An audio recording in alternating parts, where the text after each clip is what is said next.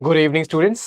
आज हम करने जा रहे हैं बीपीएससी के लास्ट 10 इयर्स पेपर फिजिक्स के। ठीक है, फिजिक्स के सारे इंपॉर्टेंट क्वेश्चन हम कोशिश करेंगे कि कॉन्सेप्ट को भी लेते चले, ज़्यादा डिटेल में नहीं जाएंगे, बस एक थोड़ा ओवरव्यू हम लोग लेते चलेंगे ताकि हमें सिर्फ आंसर्स ना पता रहे, उसके अराउंड वाली चीज़ें भी पता रहे। ठीक है, मेरे वीडियो को आप 1.5 के स्पीड में देखा करिए। मैं तेजी धीरे से बोलता हूँ, तेजी से नहीं, तो 1.5 के स्पीड में भी आपको चीज़ें समझ में आएंगी। ठीक है, चलिए स्टार्ट करते हैं।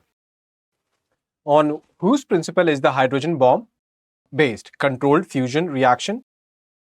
देखो, पहले ही मुझे आपको मैं लेते चल रहा हूँ।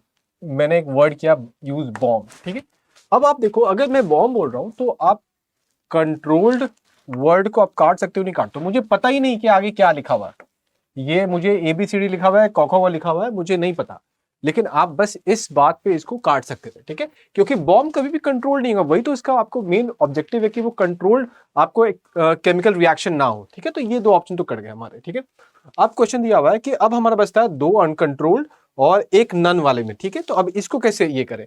अब देखो, नन अबव दे रहा है, तो हमको इतना पता है, जब हम लोग बात कर रहे हैं आपको न्यूक्लियर बॉम्ब के बारे में, मतलब हाइड्रोजन बॉम्ब ऑब्वियसली आपको वहीं से बनता है, इतना तो हमें पता ही है। तो आइदर फिशन होगा और फ्यूजन होगा, मतलब कि हम नन को भी काट सकते हैं, मोर देन अबव नहीं होगा, क्योंकि आइदर है, दोनों तो हो नहीं सकता है। ठीक है, तो इसीलिए यहां पे हम लोग के पास बचता है बस ये। अब देखो, आप लोग पहले तो देखो, हमने इतना ऑप्शन ऑलरेडी काट दिया। अगर आपको क्वेश्चन नहीं आता होता, स्टिल आप इतना यहां तक पहुंच गए, ये बहुत बड़ी बात है। ठीक है, और इसीलिए आपके पास कॉमन सेंस होना चाहिए कि हम कैसे आगे बढ़े अगर हमें आंसर ना भी आए तो। अब आता है कि हम फिजन मारे कि फ्यूजन मारे। अब देखो, यहां पे दो अप्रोच हो सकता है। एक लोग बोलेंगे कि 50% आप तुक्का मार सकते हैं, और क्योंकि दो में से तो एक मार ही सकते हैं, ठीक है, वो भी सही है, लेकिन इसके एक आगे वाला भी स्टेप है। अब देखो, इस बात को ध्यान दो, यहां पे कॉमन सेंस वाली बात आती है कि हाइड्रोजन पे हम अब ध्यान देते हैं कि हाइड्रोजन से कोई चीज छोटा होता है क्या। हाइड्रोजन तो सबसे छोटा एलिमेंट है। जब वो सबसे छोटा एलिमेंट है, तो वो फिजन में कभी जाएगा क्या। वो हमेशा फ्यूज करेगा। फ्यूज का हमने कैसे एक न्यूक्लियर वाले हमने जो क्लास में सीखा था, वो ऐसे सीखा था कि जब चीजें जुड़ती हैं तो वो बड़ी हो जाती है। तो हाइड्रोजन में जुड़ेगा तो वो बड़ा हो जाएगा, क्या हो जाएगा, हीलियम हो जाएगा। तो ये आपको इस कॉमन सेंस से हम लोग आपको कहा गया अनकंट्रोल्ड फिजन को हम लोग काट सकते थे। है ना, आपका देखिए सिर्फ एक ऑप्शन बनता है। देखिए, अगर आपने ये चैप्टर नहीं भी पढ़ा था, आपको कुछ नहीं पता था, आप आर्ट आर्ट और ज्योग्राफी के बैकग्राउंड से आते हैं, आपने लिटरेचर पढ़ा है, एंड स्टिल आप इसको थोड़ा कॉमन सेंस से, जो क्लास 6, 7, 8 वाला होता है, उससे आप आंसर पे पहुंच सकते थे। ठीक है, तो ये वाला चीजों को ध्यान में रखिएगा कि जस्ट बिकॉज वो चीज आपने पढ़ा नहीं है, इसका मतलब नहीं कि वो क्वेश्चन हमको छोड़ देना है। ठीक है, अब आपको क्वेश्चन आ सकता है, क्योंकि जरूरी थोड़ा है कि हमेशा यही क्वेश्चन आएगा कि आपको हाइड्रोजन से, आपको मैंने बोला कि हाइड्रोजन छोटा चीज जुड़ के बड़ा एक बन जाता है, मान लो हीलियम बन जा रहा है यहाँ पे। ठीक है, तो फिर एनर्जी कहाँ से आ रही है, तो जैसे आपको समझाने के लिए बोल रहा हूँ, ये कोई सही आपको जो टर्म यूज करने जा रहा हूँ, ये सही टर्म नहीं है कि 1 kg हम आपको हाइड्रोजन लेते हैं, 1 kg आपको हाइड्रोजन लेते हैं, दोनों को कंबाइन करवाते हैं, तो इधर आपको 2 kg क्या बनना चाहिए, हीलियम बनना चाहिए। ठीक है, तो ये 2 kg हीलियम बन रहा है क्या, नहीं बन रहा। आपको हीलियम कितना बन रहा है, 1.8 kg बन रहा है। देखिए, ये सब टर्म को टेक्निकली मत ले लीजिएगा, मैं समझाने के लिए बोल रहा हूं। अब आपको, तो ये 200 ग्राम ऑफ जो यहाँ पे वेट था, ये कहाँ गया, तो यही आपको एनर्जी में कन्वर्ट हो गया, और इसी चीज को रूल करता है आपको E=mc²। ठीक है, ये इक्वेशन तो आपने सुना ही होगा, समझते हो ना समझते हो, सुना तो जरूरी होगा। ठीक है, मतलब कि आपको जो मास था वो 200 ग्राम का, वो आपको एनर्जी में कन्वर्ट हो गया, और यही चीज आपको किसी भी आपको यहाँ पे बॉम्ब में यूज हो रही है। अब समझिए, हर सेकेंड आपको करोड़ों करोड़ों, मतलब बिलियंस बिलियंस आपको वो फ्यूजन हो रहा है, तो कितना ज्यादा एनर्जी आपको रिलीज हो रहा है। ठीक है, तो आई होप आपको एक प्रॉपर यहाँ पे आइडिया लग गया होगा। इसके अराउंड अब कुछ भी क्वेश्चन आएगा, क्वेश्चन कल को आ जाएगा कि हाइड्रोजन बॉम्ब में आउटपुट क्या निकलता है, तो आप हीलियम बोलोगे, एनर्जी बोलोगे, लाइट बोलोगे, साउंड हीट बोलोगे। फिर आपसे पूछ देगा कि फ्यूजन में जो एनर्जी कन्वर्ट होता है वो किस फॉर्मूला से होता है, तो आपको इस फॉर्मूला से होता है। तो ऐसे आप अलग अलग जो भी क्वेश्चन आएगा उसको आप आगे बढ़ सकते हो। ठीक है, देखिए, ये मैंने आपको बहुत अच्छा फिगर है, इसलिए मैंने आपको ले आया हूँ दिखाने के लिए कि यहाँ पे देखो फिजन और फ्यूजन दो चीज। यहाँ पे फिजन में जैसे अपना ये भी इनफैक्ट आपको जानना चाहिए, ये हमने ऑल द न्यूक्लियर वाले क्लास में किया हुआ है कि कौन सा न्यूक्लियर यूरेनियम का आइसोटोप है जो कि बॉम्ब के लिए यूज होता है, तो वो 235 है। ये सबसे ज्यादा अबंडेंट फॉर्म में पाया जाता है, नहीं, ये आपको बस 0.7% पाया जाता है। जो अबंडेंट फॉर्म में पाया जाता है, जो हम लोग माइन से निकालते हैं, वो 238 होता है। तो ये याद रखना। अब आपको ये वाला कैसे याद रखिएगा, यूरेनियम का जो बॉम्ब फोड़ता है, तो देखिए यहाँ पे बहुत ईजी है, 2 + 3 = 5। तो जिसमें आपको रिदम है, मतलब कि जो आपको एक APGP मतलब होता है ना, अर्थमेटिक प्रोग्रेशन की तरह आगे बढ़ रहा है, ठीक है, तो वो आपको आपको अपना बॉम्ब वाला यूरेनियम, ये सब याद करने का तरीका है। कल को जब एग्जामिनेशन में आपको कंफ्यूजन होगा ना कि यूरेनियम 238 है या 235 है, तो ये सब आपको याद आएगा, वहां पे आपको हेल्प कर जाएगा, ठीक है। अब देखो ये क्या होता है, ये टूटता है तो आपको इवेंचुअली अलग अलग प्रोडक्ट बनते हैं, आपको क्रिप्टन और बेरियम, इनफैक्ट ये भी पता होना चाहिए बिकॉज ये बहुत स्टैंडर्ड चीज है, तो ये आपको आइडिया रहना चाहिए। और न्यूट्रॉन्स निकलते हैं, ये न्यूट्रॉन क्या करेगा कि फिर से इसको अटैक करेगा, मतलब इसी टाइप की दूसरी चीज को, एंड आपको बम फूटते जाएगा। अपना फ्यूजन क्या है यहाँ पे, आपको ड्यूटेरियम किसको कहते हैं, या हाइड्रोजन के दूसरे वाले आइसोटोप को कहते हैं, ठीक है। अब ये आपको ज्वाइन करके इवेंचुअली क्या बन रहा है, आपको ड्यूटेरियम और ट्रिटियम, ये बन जा रहा है आपको हीलियम।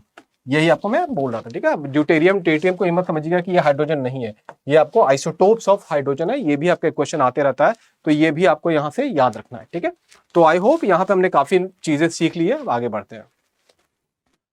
अच्छा देखिए, ये वाला चीज मैं आपके लिए बस इसलिए लाता हूँ कि ये डेट बहुत क्लोज आ रहा है, ये 15 सितंबर बहुत इंपॉर्टेंट डेट है अगर आप हमारे इस बैच में ज्वाइन करना चाहते हैं। बिकॉज देखिए, हमें अगर आप अगले 3-4 महीने को देखें, अक्टूबर, नवंबर, दिसंबर, ये फेस्टिवल में जाने वाला है। हम कितना भी अपने आप को कंडेंस कर ले, हम 10-15 दिन हर महीने में बर्बाद करेंगे ही करेंगे, और फिर अगले साइकिल में लाइक मार्च अप्रैल में आपको एग्जाम होना शुरू हो जाएगा। तो आप किसी भी स्टेट में अगर बिलोंग करते हैं, आप चाहते हैं कि अपना स्टेट PSC की तैयारी हम शुरू कर दे, तो आपको PRJ लाइव, पीयूष राज जो मेरा नाम है उसका PRJ है, और लाइव तो आप समझ ही रहे, PRJ लाइव कोड यूज करना, ताकि आपको सबसे ज्यादा डिस्काउंट मिले। मतलब इससे ज्यादा तो आपको डिस्काउंट मिल ही नहीं सकता, ठीक है। अदरवाइज ये प्राइस आप प्लीज ना पे करें, ये बहुत लोग से गलती होती है कि वो वहां वेबसाइट पे ये प्राइस लिखा होता है, वो बस पेमेंट कर देते हैं, ये नहीं करना है, आपको PRJ लाइव डालना है, ताकि आपको यहाँ पे डिस्काउंट मिल सके। अब इस कोर्स में मिलता है क्या आपको, तो आपको लाइव क्लासेस मिलता है 1000 घंटों से ज्यादा। 1000 घंटे बहुत ज्यादा होते हैं, सच मानिए। अगर एक बार आप पढ़ गए, फिर से आपको अगर हम बोल दें कि वही 1000 घंटे को आप जाके फिर से पढ़ो, तो आपको लगेगा कि ये तो बहुत ही बड़ा है। तो मैं आपको बताना चाह रहा हूँ कि मटेरियल की यहाँ पे कमी नहीं होगी, ठीक है। दूसरी बात है आपको कि यही चीज आपको रिकॉर्डेड फॉर्म में मिलेगा, क्यों, क्योंकि आपको रिविजन करते होना आता है हर समय। आपने पढ़ा, मान लीजिए आपने 15 सितंबर वाला क्लास ज्वाइन कर लिया, ठीक है, और फिर मैं आपको बोलता हूँ 21 जनवरी को वो वाला क्लास बताओ जो 15 सितंबर को पढ़ाया गया था, तो आपको याद ही नहीं रहेगा। तो वहां पे ये वाला चीज काम आता है। फिर आपको क्रक्स नोट मिलता है। क्रक्स नोट क्या है, एक समरी नोट है कि आपको एक फॉर्मेट मिला रहा है कि हमने जो पढ़ाई पढ़ी है वो एग्जैक्टली क्या पढ़ा है, ठीक है। पर्सनल मेंटर्स मिलते हैं। पर्सनल मेंटर्स आपको क्या करते हैं, अब जैसे मान लो आपको मैं तो सब्जेक्ट पढ़ा दिया, ठीक है, हर टीचर जो आपको सब्जेक्ट वाले पढ़ा दिए, वो थोड़ा बहुत आपके प्रॉब्लम को भी सॉल्व कर दिया, लेकिन इवेंचुअली आप देखोगे कि आपको प्रॉब्लम क्या आ सकता है कि इवेंचुअली आपको कोई मान लो इमोशनल प्रॉब्लम हो गया कि मैं ज्योग्राफी पढ़ूं या आपको मैं हिस्ट्री पढ़ूं। हिस्ट्री मैंने पढ़ लिया है, मुझे याद नहीं हो रहा है, ज्योग्राफी मैंने पढ़ा था, सारे नेगेटिव हो जा रहे हैं। तो ऐसे बहुत सारे क्वेश्चन जो होते हैं वो आपको हमेशा बीच बीच में आते रहेंगे, और ऐसे प्रॉब्लम को सॉल्व करने के लिए जो आपको मेंटर्स होते हैं वो काफी हेल्प करते हैं। तो ये बात का आपको ध्यान रखना है, ठीक है। फिर आपको और जो होता है डेली होमवर्क मिलता है, वीकली टेस्ट होता है। ये क्यों, ये आपको पॉलिश करने के लिए, कि आप सीधे एग्जामिनेशन में जाके एग्जाम दीजिएगा तो वो आपका मार्क्स कम कर देता है, ठीक है। तो वो ना हो, इसीलिए हम ये सब करते चलते हैं, ठीक है। चलिए, मैंने काफी डिटेल में आपको एक ओवरव्यू आइडिया दे दिया, तो इस चीज का ध्यान रखें कि ये कितना इंपॉर्टेंट है, ठीक है। आपको बस 2 चीज याद रखना है, PRJ लाइव एंड 15 सितंबर। अब आता है which noble gas is not present in the air. देखो अगेन, मैं देखो हर क्वेश्चन को मैं ऐसे ही अप्रोच करना चाहूंगा कि देखो 90% तो ये आपको पता होना चाहिए, क्योंकि हमारे पास एग्जामिनेशन का इतना टाइम नहीं होता है कि हम उस पर इतना सोच पाए, ठीक है। अगर नहीं पता है तब हम क्या करेंगे, तो देखो आपने सुना होगा कि जो गुब्बारा होता है उसमें हीलियम होता है, ठीक है। तो और जो हम लोग अभी बात करने जा रहे हैं ये कॉमन सेंस है, लॉजिकल बात नहीं है। यहाँ पे आप उस सिचुएशन पे खड़े हैं जहां पे आपसे क्वेश्चन नहीं बन रही है, तो अभी हमने जो बात करेंगे उसमें बहुत लॉजिकल फैलेसी रहेगी, लॉजिकल गलतियां रहेगी, तो उसको आप सही ना मान लें, लेकिन हम कॉमन सेंस से चीजों को तोड़ तोड़ के अपने आंसर पे पहुंचेंगे, ठीक है। अब हीलियम आपने सुना है कि गुब्बारा में होता है, ठीक है, मतलब कि चांसेस है कि इसमें ऐसा कुछ नहीं है कि वो एयर को खराब कर दे या एयर से रिएक्ट कर जाए, या मतलब एयर में वो रह सकता है, ठीक है, मतलब चांसेस है, ठीक है। नियॉन, हमने कुछ इस टाइप से वर्ड भी सुना हुआ है जनरली लाइफ में, नियॉन लाइट या नियॉन लैम्प, इस टाइप के। तो मतलब शायद नियॉन उसमें भरा होता होगा, वो अगर लैम्प कभी फूटता होगा तो उसे निकलता होगा, तो शायद हाँ ये भी उतना दिक्कत करने वाला नहीं हो, ठीक है। तो ये भी हम लोग रूल आउट कर सकते हैं। अब इसमें और इसमें फंसते हैं, देखो आर्गन के बारे में उतना हम लोग नहीं सुनते हैं जनरली, तो इसको अभी हम लोग रखते हैं। लेकिन यहाँ पे देखो वर्ड है रेडॉन, अगर आपको देखो एक बार भी आपने देखा होता ना, क्या बोलते हैं उसको, दिमाग से वर्ड ही स्किप कर रहा है, पीरियोडिक टेबल।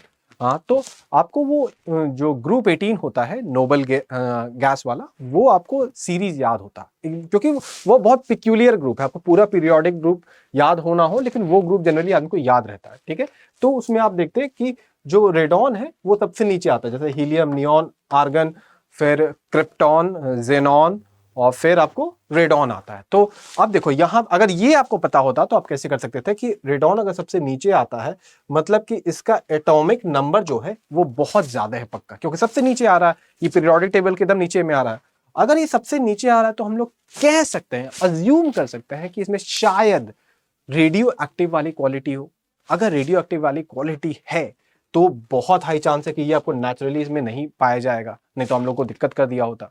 तो उस बेसिस पे इसको आप चुन सकते थे। मान लो ये पीरियोडिक टेबल वाला पता नहीं, बहुत सारे आपको आर्ट्स के स्टूडेंट है, तब कैसे करते। तो देखो अभी मैं जो बोलने जा रहा हूं इसका कोई लॉजिक नहीं है, लेकिन अभी आपको करना क्या है कि 5% भी अपने लिए सही आंसर चुनना है, ठीक है।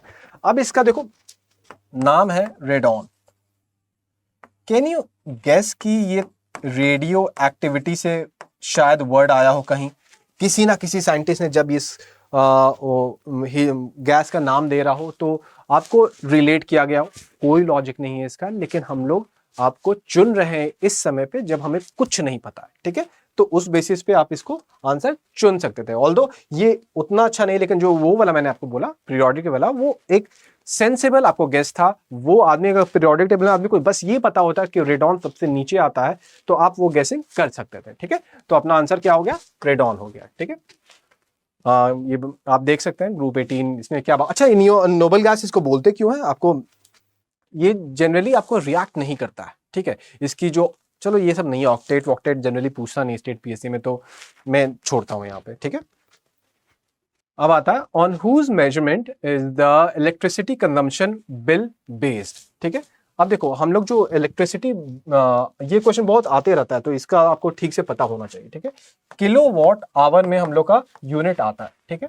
अब पहले तो अगर मैं आपसे थोड़ा सा ब्रीफ आइडिया पूछूं कि वॉट क्या होता है, तो देखो मुझे नहीं पता आपने आज तक क्या समझा, मैं आपको एकदम कॉमन सेंस के लैंग्वेज में बताता हूं कि हम ये जो लाइट पंखा के लिए यूज कर रहे हैं, ये क्या यूज कर रहे हैं, इवेंचुअली एनर्जी ही यूज कर रहे हैं ना। कोयला को जला के एनर्जी प्रोड्यूस हुआ, उस एनर्जी को हम लोग कहीं कहीं से घींच घींच के तार से लाए और अपने घर में यूज कर रहे हैं। तो जो पावर होता है वो क्या होता है कि एनर्जी पर सेकंड हम कितना यूज कर रहे हैं, ठीक है, इसको कहते हैं पावर, ठीक है। कि अब जो भी आपको मान लो कोई आपको दिया हुआ है पंखे का कि ये 500 वॉट का है, और कोई पंखा दिया हुआ है लगभग 200 वॉट का, मतलब कि 200 वॉट वाला पंखा पर सेकंड बस 200 जूल एनर्जी यूज कर रहा है, मतलब 5 को कोयला को जला पा रहा है। और वही अपना दूसरा वाला पंखा जैसे आयरन हुआ या वो हीटर हुआ, वो सब जो ज्यादा वॉट का होता है वो आपको क्या होता है, ज्यादा पावर का होता है, तो वो ज्यादा जूल ऑफ एनर्जी पर सेकंड एनर्जी यूज कर रहा है, ठीक है। तो ये होता है पावर का खेल। अब हम लोग मीटर का रीडिंग आपको किलो वॉट आवर में क्यों कर रहे हैं, क्यों, क्योंकि हम लोग वहां पे इवेंचुअली जो थर्मल एनर्जी होती है जैसे एनटीपीसी होगी, वो क्या एनर्जी प्रोड्यूस कर रही है। अब वो हो गया वॉट यहाँ पे, ठीक है, किलो वॉट का वॉट। अब वॉट मतलब कि वो बोल रहा है कि हम इतना एनर्जी प्रोड्यूस किए थे, आप बताइए मिस्टर शर्मा जी आपने पर सेकंड कितना एनर्जी यूज किया है, ठीक है। तो ये वॉट इसमें पता चल गया। अब फिर ये आवर क्यों ला है यहाँ पे, तो अब वो पर सेकंड पे कैलकुलेट करते रहेगा इवेंचुअली, तो आपको मतलब दिख बेसिकली देखिए यहाँ पे किया क्या जा रहा है कि पावर को एनर्जी में कन्वर्ट करना होता है। तो जैसे पावर का डेफिनेशन होता है आपको एनर्जी बाय टाइम, ठीक है। अब टाइम होता है सेकंड, ठीक है, जो यूनिट यूज होता है। अगर हमको पावर को एनर्जी में लेना है, मतलब एनर्जी हमको यूज करना है, तो हम आपको क्या कह सकते हैं, energy is equal to power into time, ठीक है। तो ये आवर आपको इसीलिए लाया गया क्योंकि पावर का हमको हो गया वॉट, टाइम का हो गया आर। अब ये किलोवाट क्यों आया, क्योंकि जो हम लोग यूनिट यूज करते हैं वो इतना ज्यादा यूनिट करते हैं कि हम लोग आपको अगर सिर्फ वॉट आवर में यूज करें अगर जूल, तो इसका जो मेजरमेंट इस टाइप से हो जाएगा कि आपने इस बार 12,344 यूनिट यूज किया है, लेकिन अगर उसी को हम लोग 1000 से आपको मतलब कंट्रोल कर ले, किलो लगा दे इसके आगे, तो वो छोटा हो जाता है। जैसे जो भी मैंने अभी नंबर बोला, तो उसको हम क्या बोलते हैं कि मान लो मैंने बोला अभी मैंने 12 लाख, तो 12 लाख पर ये 1000 कर दो तो वो आपको कम यूनिट आएगा, तो कन्वीनियंस के लिए। तो ये मैंने आपको ये वाला पूरा टर्म समझा दिया, क्योंकि किलो वॉट आवर का एक बार टर्म आपको क्लियर हो जाएगा, तो इसके अराउंड जो भी क्वेश्चन आना है कि आपको किलो वॉट आवर एनर्जी का यूनिट है कि पावर का यूनिट है, आवर क्यों लगाते हैं, ये सब जो भी इस टाइप से क्वेश्चन आएगा, तो आप इसको हमेशा मतलब छू लोगे और इवेंचुअली ये क्वेश्चन आते हैं। ठीक है, तो पहला आप क्वेश्चन हो गया, in whose measurement is the electricity consumption bill based. तो पहला तो हमारा आंसर हो गया वॉट। क्या वोल्टेज पे नहीं होता? नहीं होता। क्यों होगा नहीं होता? क्योंकि वोल्टेज क्या करता है, ये बस आपको समझिए ताकत है। ताकत जैसे होता है ना कि एक आदमी जैसे खली होता है, खली के पास ज्यादा ताकत है कंपेयर टू मेरे से, तो खली अगर गेट को खोलना चाहेगा तो वो आराम से खोल देगा, मैं नहीं खोल पाऊंगा। ठीक है, तो ये मैं क्या बता रहा हूँ, वोल्टेज आपको वही चीज है। जैसे आपने देखा होगा खेत में जो होता है बड़ा बड़ा जो लंबा एकदम मोटा मोटा तार, उसका वोल्टेज ज्यादा होता है, मतलब कि वो बहुत तेजी से करंट को फेंक सकता है। वही हमारे घर का जो तार होता है उसका वोल्टेज कम होता है, वो रिलेटिवली कम तेजी से फेंकता है। तो मतलब कि वोल्टेज कहीं ना कहीं इस बारे में बात कर रहा है कि हम करंट को कितना तेजी से, जैसे बाल्टी से हम लोग पानी फेंकते हैं, तो हम कितना तेजी से करंट को फेंक सकते हैं, पानी को फेंक सकते हैं, वो वोल्टेज होता है। तो आपको इलेक्ट्रिसिटी वाले कंपनी को एनर्जी, कि आप कितना मेरा एनर्जी खाए हैं, इससे मतलब है, कितना तेजी वाला चीज से मतलब नहीं है। ठीक है, तो इसको हम लोग हटा सकते हैं। ठीक है, अब आयरन ऑब्वियसली इसका तो नॉनसेंसिकल ऑप्शन है, इसका तो कोई मतलब ही नहीं है। एम्पियर करंट का यूनिट होता है, जो ये क्यों नहीं भाई? तो करंट तो बस आपको ये दिखा रहा है कि करंट इसमें फ्लो कर रहा है, कितना फ्लो कर रहा है, ये कितना एनर्जी यूज किया, ये थोड़ी बता रहा, तो इसीलिए ये भी नहीं होगा। तो अपना आंसर है अपना वन ओनली हो जाएगा। तो आई होप आपको ये चारों टर्म, ये तो हटा दीजिए, ये तीनों टर्म तो एक्चुअली समझ में आया होगा। अब इसको आप कहीं कहीं पे यूज कर सकते हैं कि जहां यूज करना हो, क्योंकि इन इन तीनों ऑप्शन से हमेशा क्वेश्चन आते रहते हैं अलग अलग तरीके से। ठीक है, तो जैसे बहुत लोगों को एम्पियर और कूलम में डिफरेंस नहीं पता होता, तो एम्पियर क्या है कि फ्लो ऑफ चार्ज है। ठीक है, और कूलम क्या है कि अमाउंट ऑफ चार्ज है। ठीक है, तो ये याद रखिएगा।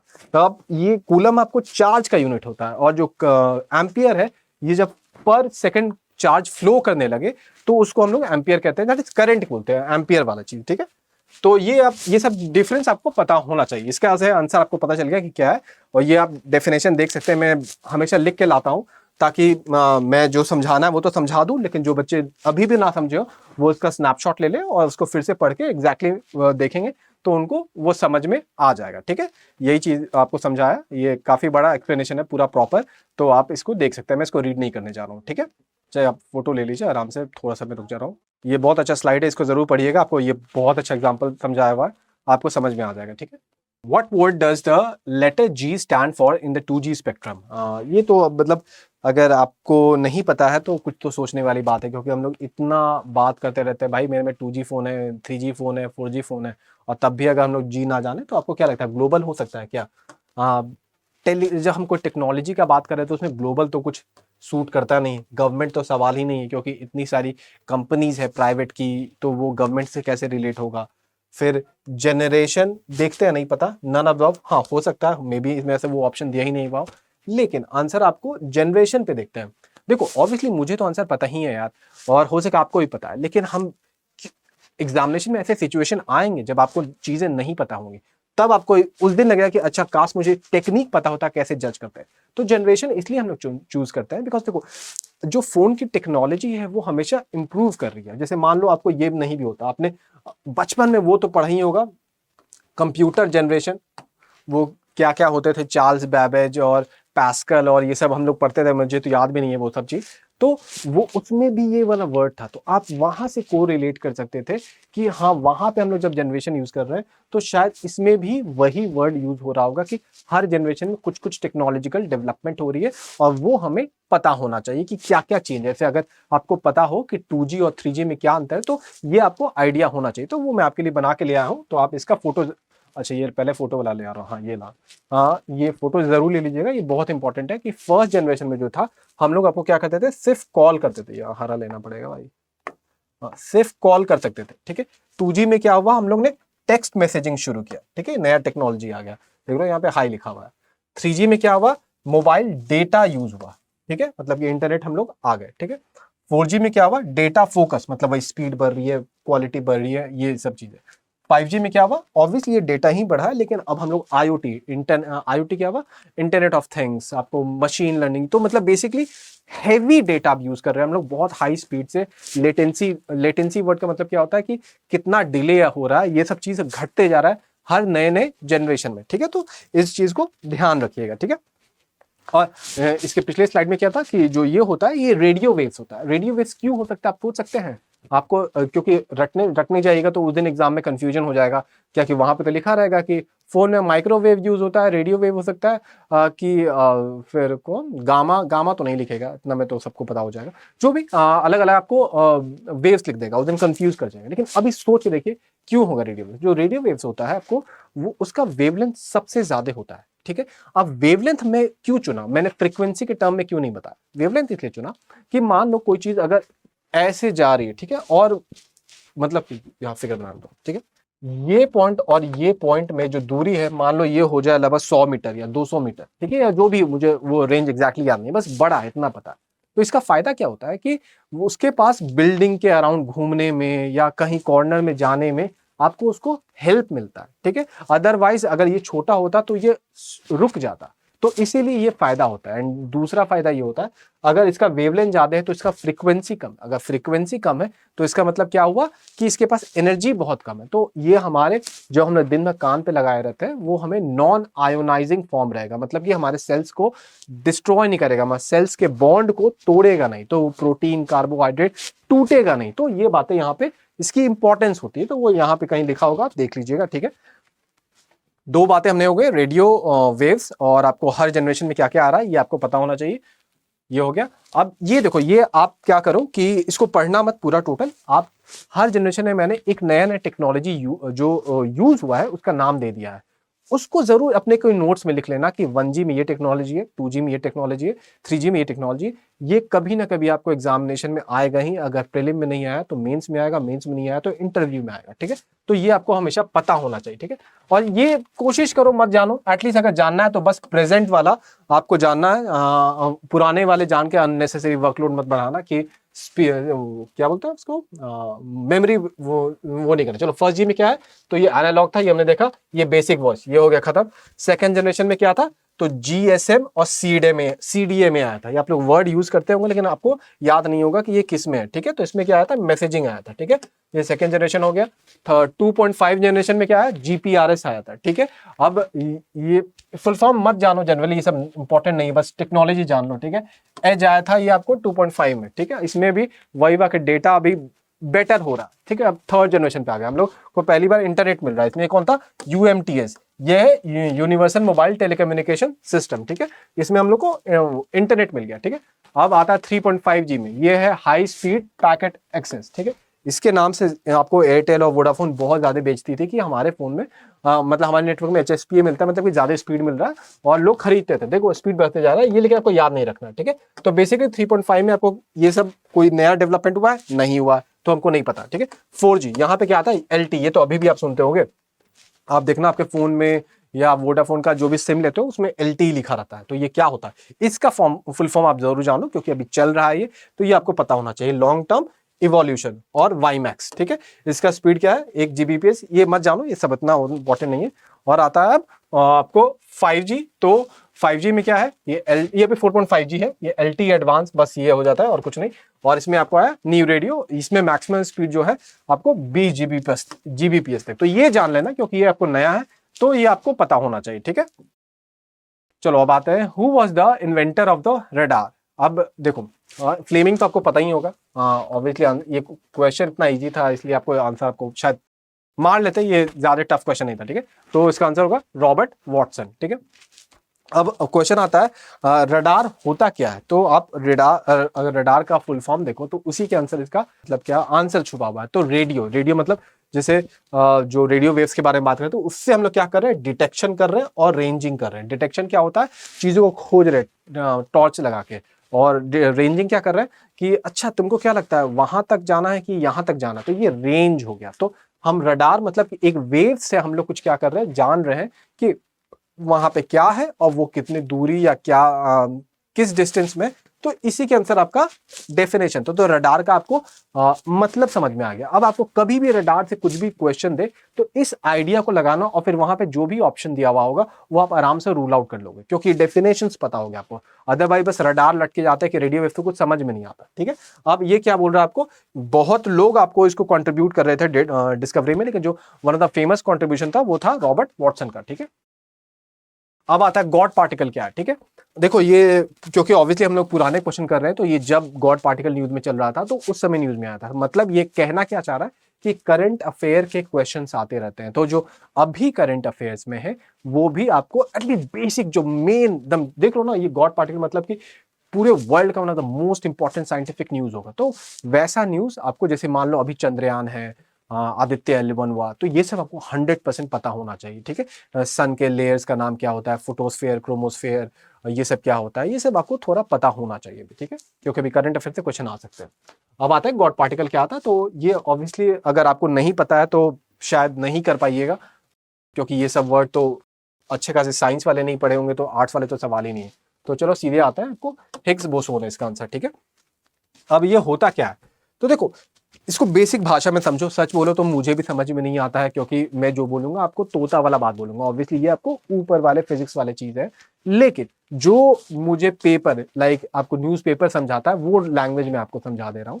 वो क्या होता है कि ये चीजों को मास देता है।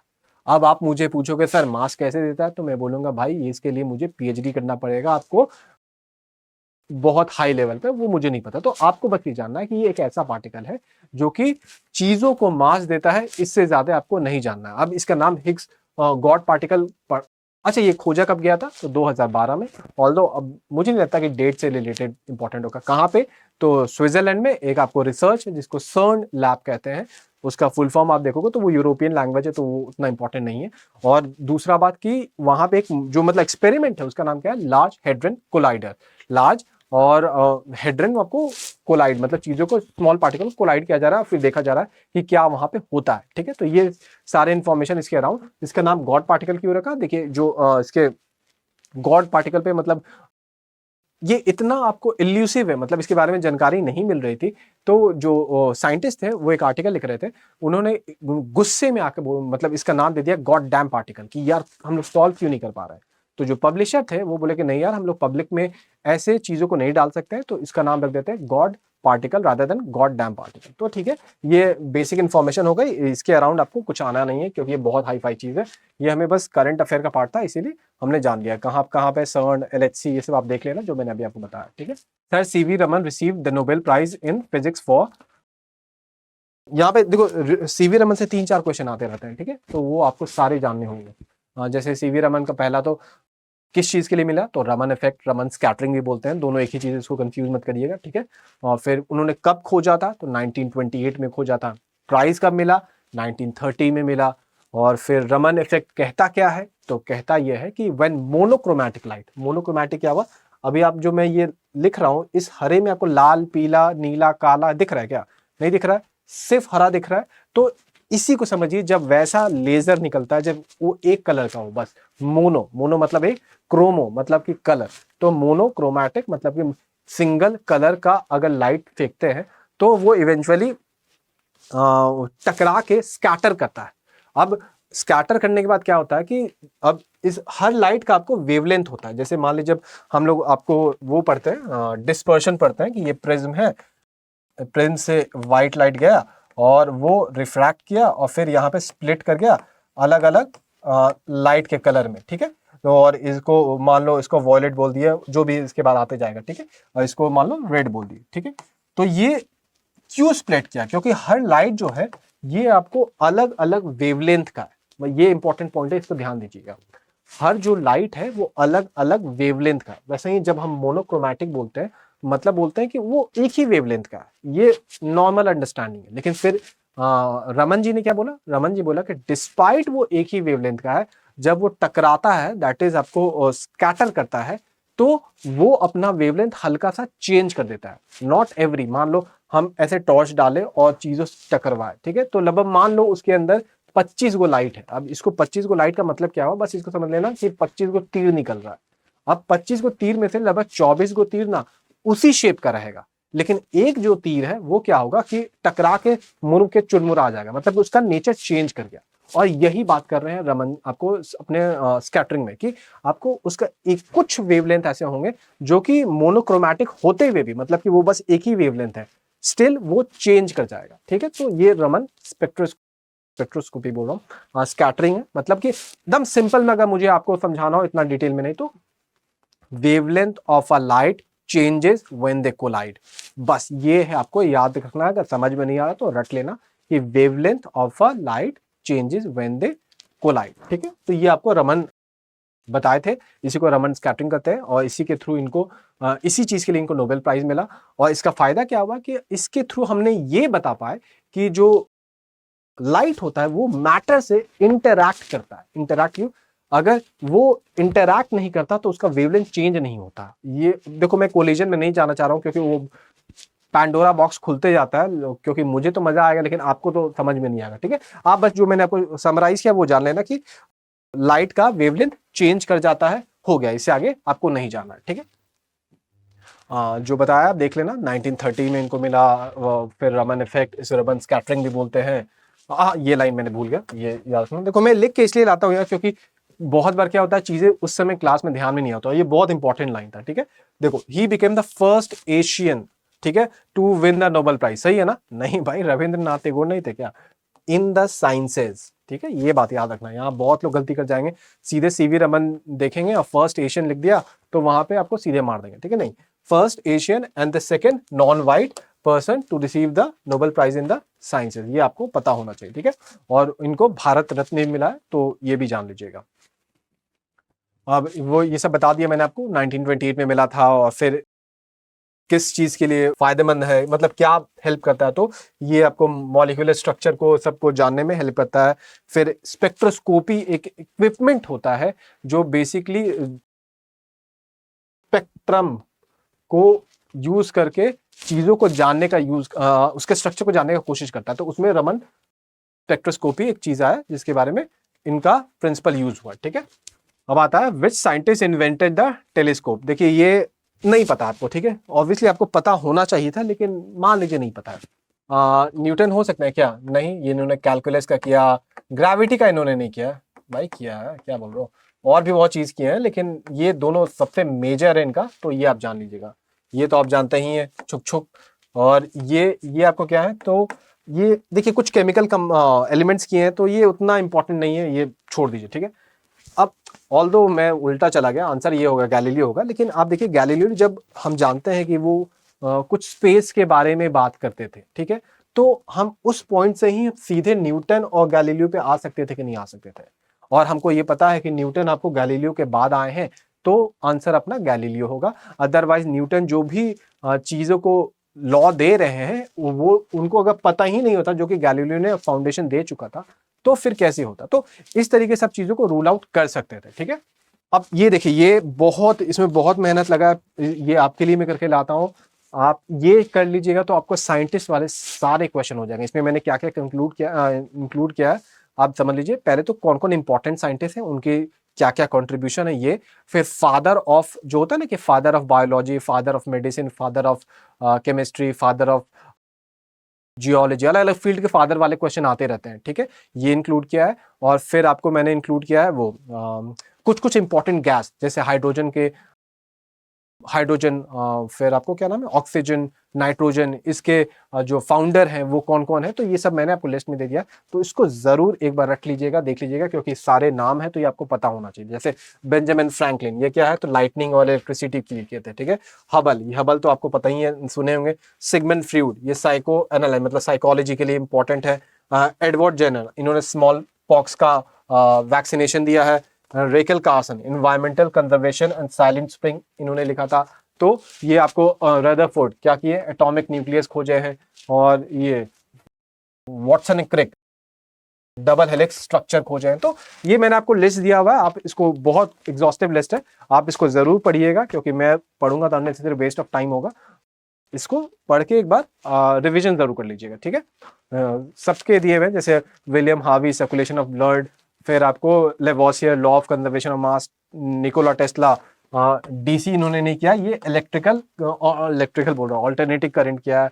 आपको अलेक्जेंडर ग्राहम बेल, तो आपको टेलीफोन, अक्सर में टेलीग्राफ लिखना चाहिए था, टेलीफोन नहीं लिखना चाहिए था, ठीक है। तो ये सब, अच्छा ये सब लोग को पुराना पता होता है क्योंकि ये लूसेंट में देता नहीं है, तो ये सब नहीं पता होता, इसलिए मैंने ये भी नहीं लिखा है कि गूगल के को फाउंडर कौन कौन है, तो लैरी पेज और सर्जी ब्रिन, ठीक है, ये आपको पता होना चाहिए। फेसबुक आपको पता होगा, नहीं पता होगा तो मार्क जकरबर्ग।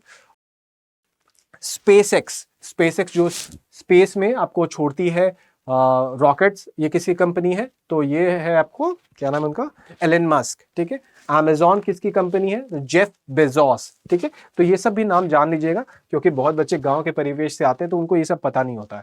ये मैंने हरा इसलिए किया है क्योंकि अभी एक फिल्म आई थी ओपेनहाइमर, ठीक है, और वो लेके काफी न्यूज में भी हुआ था बिकॉज उसमें कुछ गीता के श्लोक को यूज किया गया, तो वो काफी मतलब मीडिया में न्यूज बना था, तो कोई चांस नहीं है कि इसका क्वेश्चन आ जाए।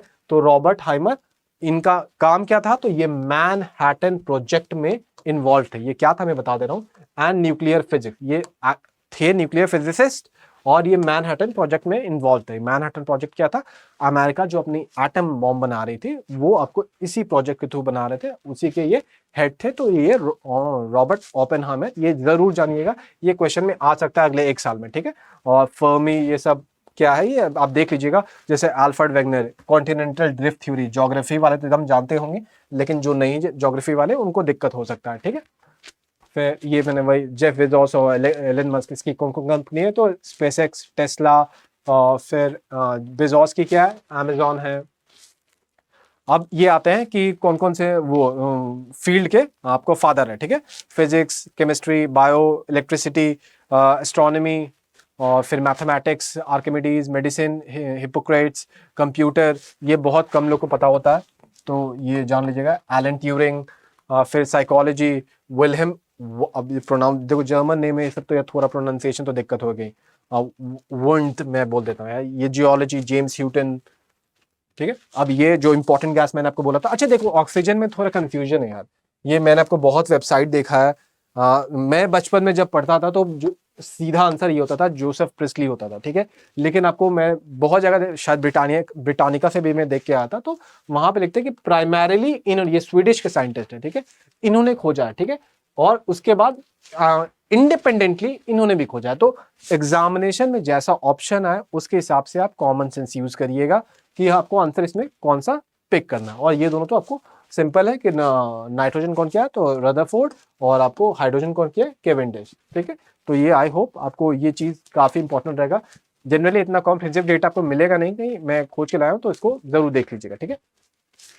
Who invented the airplane in the beginning of the century, देखो ये तो आपको पता होना ही चाहिए, ये तो आपको, इतना तो वर्ड आपने कभी सुना ही होगा, कुछ कोई ब्रदर्स है, ठीक है, इतना तो आपको पता ही होना चाहिए। तो ये वर्ड से ही आपको आंसर निकाल सकते थे, राइट आपको पता होता नहीं होता तो वो दिक्कत नहीं है, लेकिन ये वर्ड आपको सुना होना चाहिए था, ठीक है। तो इनका नाम था ऑल्वरीन, क्या कुछ था नाम यार, मैं भी बस ब्रदर से याद रखता हूँ, ऑप्शन सामने आएगा तो मैं मार दूंगा, हाँ, विल्बर एंड ऑरविल, ठीक है, ऑल्वरीन में बोल रहा था, विल्बर एंड ऑरविल। देखो अगर आप याद रख सकते हो तो इससे अच्छा तो कुछ नहीं है, मेरी मेमोरी थोड़ी आपको है घचपच वाली, तो इसीलिए मैं आपको हमेशा चीज को थोड़ा ट्रिक से कोशिश करता हूँ, तो इसको आपको रख लीजिए। मैं आपको बस ये ब्रदर्स और राइट जान के रखता था, ये विल्बर और ऑरविल मुझे याद नहीं होता है, तो आप लोग जरूर याद रखिएगा कि ये क्वेश्चन आते रहता है, एरोप्लेन वाला हमेशा आते रहता है, ठीक है। तो ये हम फ्री, मुझे लगता है कि पहले भी कोई क्वेश्चन दिया होता है ये वाला नाम, जो भी आपको, हाँ, जैसे मैंने बताया था कि ये आपको कुछ कुछ केमिकल एलिमेंट के, ये याद मत करिएगा, आई डोंट थिंक सो ये इतना इंपॉर्टेंट है कि आपको ये एलिमेंट्स कौन कौन से किए हैं आपको याद करना है, ठीक है। जेम्स वॉट तो आपको जानते ही हैं, development of the steam engine.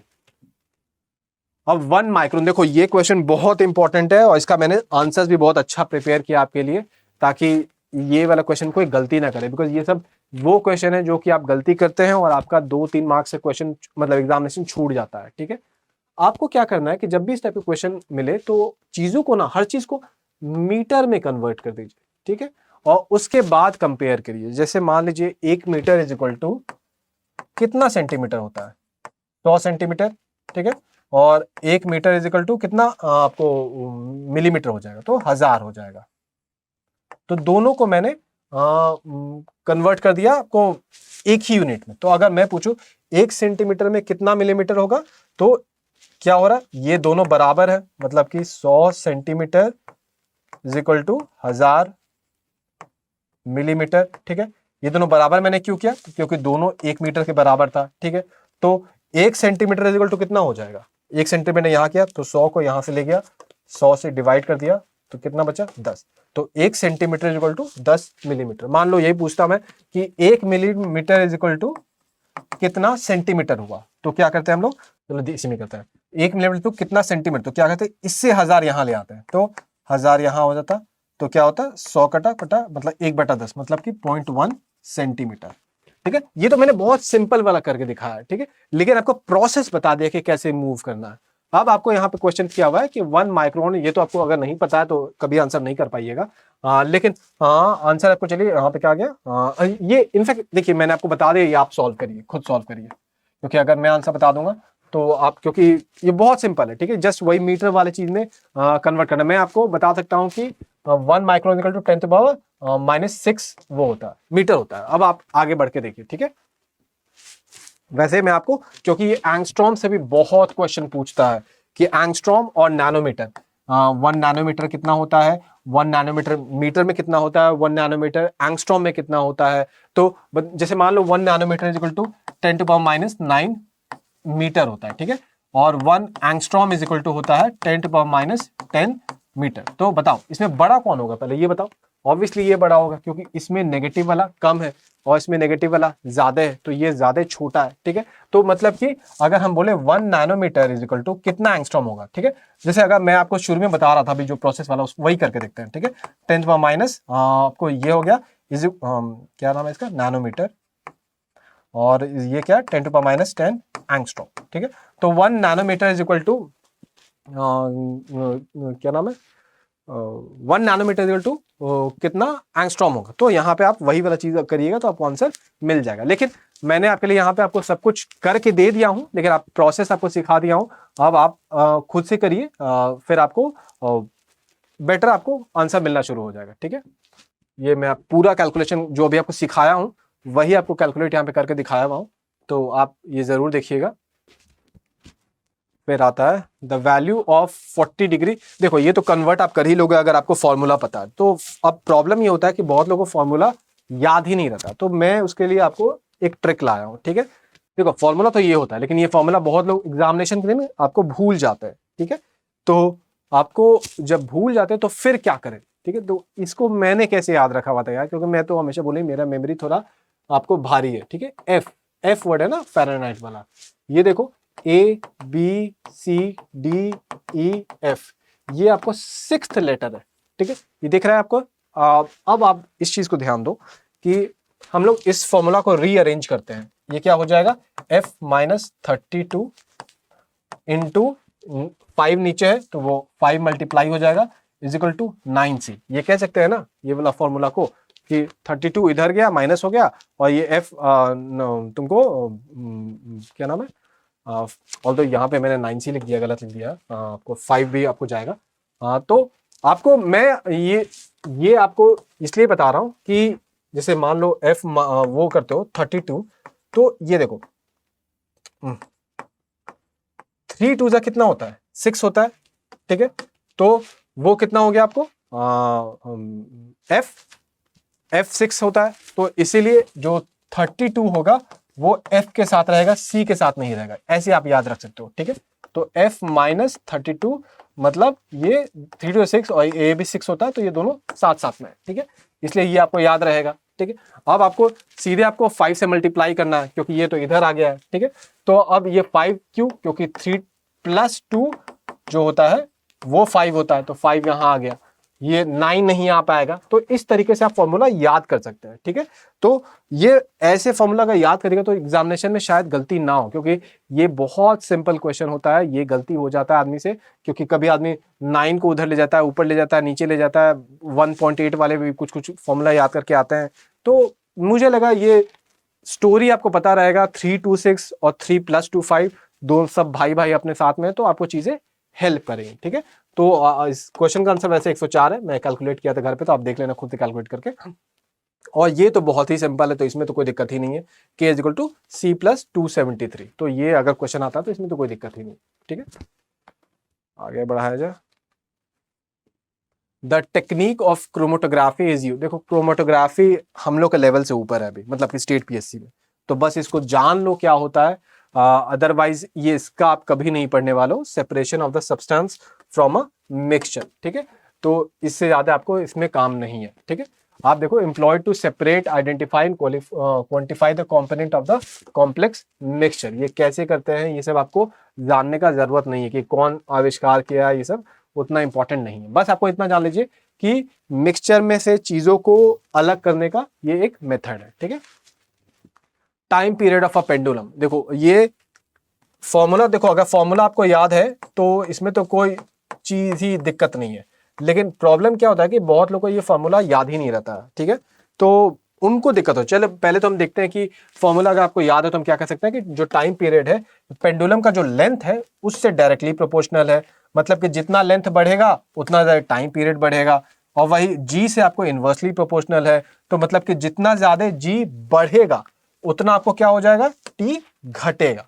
वही उल्टा, मतलब कि अगर हम लोग मून पे जाते हैं तो टाइम पीरियड ज्यादा होगा कि कम होगा, आप बताइए। ये अभी जो मैंने बोला इसको क्वेश्चन क्वेश्चन क्या बोलते हैं, कमेंट करिए। ठीक है, ये तो बहुत सिंपल दिया मैंने, इन्वर्सली प्रोपोर्शनल है, हम लोग मून पे जा रहे हैं, मून पे जी कम है ज्यादा है ये मुझे नहीं पता, आप बताइए। ठीक है, अब इसमें टाइम, अच्छा ये देखो मान लो टाइम पेंडुलम पे ये जो है इसमें अगर हम हाथी भी बांध दे, पेंडुलम यहाँ पे छोटा सा बॉल की जगह पे हाथी बांधे तो इसका टाइम पीरियड चेंज करेगा कि नहीं करेगा?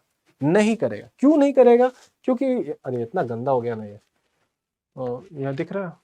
नहीं दिख रहा। मैं जनरली अपने ही आगे आ जाता हूँ। t is equal to 2 pi root L by जी।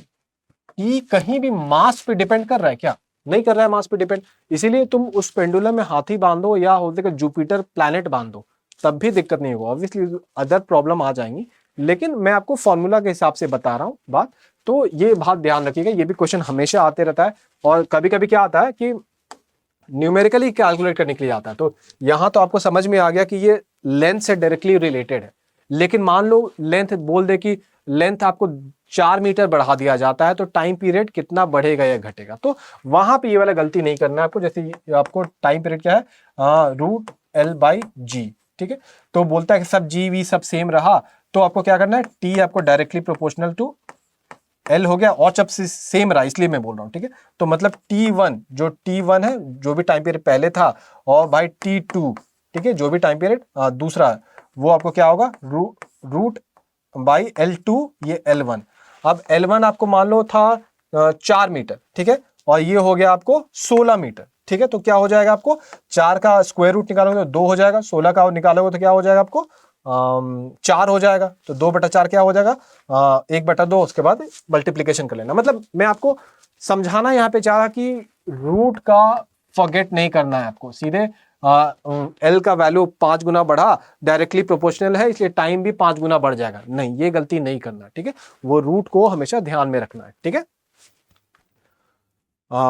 जो दिया हूं वही सब है, तो आई डोंट थिंक फिर से इसको रिपीट करूं, हम आगे बढ़ते हैं। ठीक है, फिर force is a product of, देखो अगर आपको सेकेंड लॉ ऑफ न्यूटन आता है तो आपको इसका आंसर आता होगा, लेकिन अगेन वही मैं जानता हूँ बहुत स्टूडेंट आर्ट बैकग्राउंड से आते हैं तो शायद ना आता हो, तो आपको आंसर है मास और एक्सेलरेशन। ठीक है, अब मान लो आपको ये तो मैंने बता दिया, मान लो आपको चुनना होता कि क्या होता है। ठीक है, मास एंड, चलो आप तो कंफ्यूज कर जाओगे, चलो आंसर है, आप ये दोनों तो काट सकते थे हम लोग, लेकिन इसको और इसको हम लोग चुन सकते थे। मैं आपको समझाना ये चाह रहा था कि मान लो आपको फोर्स के बारे में फिजिक्स के फॉर्म में कुछ नहीं पता है, तो आप इतना तो जानते हो ना कि आपको कल को पलंग अपने रूम में ढकेलना है तो आप क्या करते हो कि ऐसा धक्का लगाते हो, मतलब कि आप पलंग जो मास है उस मास पे धक्का लगा रहे हो। और अब मैं इसलिए बोला कि आप लोग कंफ्यूज कर जाओगे कि आप लोग कहाँ गए, वो बोला वेलोसिटी और एक्सेलरेशन में अंतर नहीं कर पाते। ठीक है, कि वेलोसिटी आपको क्या चीज, अच्छा दोनों वेक्टर क्वांटिटी है कि नहीं? हाँ दोनों वेक्टर क्वांटिटी है। क्यों वेक्टर क्वांटिटी क्या होता है? एक ऐसा फिजिकल क्वांटिटी जिसको अगर मुझे किसी बच्चे को समझाना है तो उसका 2 चीज समझाना पड़ेगा। एक तो वो कितना उसका मैग्नीट्यूड है, कि उसका मतलब ताकत कितना है, मतलब कि वेलोसिटी मान लो 50 किलोमीटर पर आवर की स्पीड से है या 500 किलोमीटर पर आवर की स्पीड से। ठीक है, तो दोनों अलग है। दूसरा उसका डायरेक्शन। तो ये आपको वेक्टर क्वांटिटी का स्पेशल फीचर होता है। एनीवे ये सब बताओ, सीधे आते हैं इस पे आपको कि force equal to M A होता है फोर्स का डेफिनेशन। ये क्या है आपको, एक्सेलरेशन ड्यू टू, ये नहीं ड्यू टू ग्रेविटी, ये इतना कॉमन लाइन है कि मेरे मुंह से निकल जाता है, बस एक्सेलरेशन है, ठीक है, और ये मास है, ठीक है। वही मैं आपको एफ में बता रहा था। हाँ अच्छा, ये भी आ जाता है कितने बार कि इसका यूनिट कितना है। तो देखो वेलोसिटी का यूनिट क्या होता है, मीटर पर सेकेंड। अब एक्सेलरेशन का डेफिनेशन क्या होता है, तो change of velocity, change of velocity में पर यूनिट टाइम, मतलब मान लो v2 है माइनस v1 है, मतलब 80 किलोमीटर से वो 50 किलोमीटर पर सेकंड पे आ गया। v2 50 हो गया, v1 कितना था, 80 था, और टाइम दे दिया मैंने 4 सेकंड, ठीक है, 4 सेकंड में उतना कम आ गया। तो मतलब वेलोसिटी का यूनिट है कितना, मीटर पर सेकंड, टाइम का यूनिट क्या है, सेकंड, तो क्या हो गया, मीटर पर सेकंड इंटू सेकंड, मैं आगे आ जा रहा हूँ क्या, तो ये कितना हो गया, मीटर बाई सेकंड स्क्वायर। इसीलिए तो इसको लिखते हैं मीटर सेकंड माइनस स्क्वायर, क्योंकि ऊपर ले जाएंगे इसको तो क्या लिखेंगे, मीटर सेकंड माइनस स्क्वायर। तो ये चीज आपको मैंने बहुत सिंपल, तो एक्सेलरेशन पे ही आते रहता है, लेकिन मान लीजिए कल को आपको बोल दे फोर्स का डायमेंशन बताइए, तो वहां पे आप क्या करिएगा, वही करना है। फोर्स को क्या है, यहाँ पे केजी बोला हुआ है, ठीक है, केजी इंटू मास का क्या होता है यूनिट, केजी होता है, और आपको एक्सेलरेशन का क्या होता है, हमने देखा आपको मीटर पर सेकंड स्क्वायर, दोनों लिख दिया मैंने, पर भी लिख दिया और सेकंड, समझे ना मैंने अभी यहाँ पे क्या गलती की, ये गलती आपको नहीं करना, ठीक है। तो मतलब केजी मीटर, हैश दे दो, सेकंड माइनस स्क्वायर, ये आपको फोर्स का यूनिट हो गया। तो ऐसे डायमेंशन आप निकाल सकते हैं, कोई चीज का अगर पूछे तो आपको पता होना चाहिए, कभी कभी पूछ देता है, ठीक है। और वेक्टर क्वांटिटी मैंने बता दिया, तो आई डोंट थिंक अब कुछ फिर से बताना। Which is the correct formula to find the acceleration, अरे अभी तो किया, ये मुझे लिटरली सही में बता रहा हूँ, मुझे याद नहीं था कि ये क्वेश्चन जस्ट इसके बाद आएगा। बताओ आप लोग, ये आप लोग कमेंट करो ये कि क्या होगा इसमें। मैं आपको फिर से डेफिनेशन दे रहा हूँ, फिर आप लोग चुन लेना कि रेट, और अच्छा जब भी हम लोग रेट वर्ड को यूज करते हैं, इसका मतलब क्या होता है, रेट का मतलब होता है कोई भी चीज जिसको हम लोग स्टडी कर रहे हैं बाय टाइम, ठीक है, रेट का मतलब ये होता है जो भी चीज स्टडी कर रहे हैं बाय टाइम कर दे तो वो रेट हो जाता है, ठीक है। तो ये बात आपको ध्यान में रखना है। अब मैंने डेफिनेशन क्या हुआ, rate of change of velocity, मतलब कि हम लोग स्टडी क्या कर रहे हैं, वेलोसिटी कर रहे हैं, मतलब ऊपर क्या रहेगा, वेलोसिटी रहेगा, नीचे क्या रहेगा, टाइम रहेगा। अब बताओ इसमें कौन सा होगा। आप अगर rate of change of velocity कर रहे हैं तो मैं टेम्प्ट हो रहा आपको बताने के लिए, नहीं बताओ यार, आप लोग इसमें खुद ऑप्शन लिखना नीचे क्या होगा, ठीक है, बहुत सिंपल है, इसमें तो इंपॉर्टेंट नहीं है। ये मैंने आपको दे दिया है कि ये भी क्वेश्चन हमने बचपन में पढ़ा हुआ है क्लास 9 में, तो आई डोंट थिंक इसमें आर्ट और ज्योग्राफी वाली बहाना चलेगी, 9th में सभी पढ़े। तो एक बार रिवीजन कर लेना इसको कि क्या फॉर्मूला है, यू नेवर नो कब किस फॉर्म में आपको आ जाए। इसको क्या कहते हैं, तो इक्वेशन ऑफ मोशन कहते हैं। ये आपको सिंगल लाइन में मूव करने वाला मोशन है आपको, ठीक है, वही आपको यहाँ पे लिखा हुआ है कि मोशन इन वन डायमेंशन, ठीक है। फिर आता है विच one of the following is not a vector quantity. अब बताओ इसमें वेक्टर अब देखो अगर आपको नहीं पता तो आप तो कंफ्यूज कर ही जाओ। चलो सीधे आता है वॉल्यूम। मान लो चलो हमको इसके बारे में नहीं पता, ये क्या है क्या नहीं है, आई डोंट नो ये वेक्टर है कि नहीं है। चलो पहले वॉल्यूम को देखते हैं। आपको अगर हम जब बोलते हैं कि किसी का वॉल्यूम है, इस रूम का वॉल्यूम है आपको कुछ मीटर क्यूब, ठीक है, तो उसमें मैंने कहीं भी डायरेक्शन वाली बातें की नहीं की ना।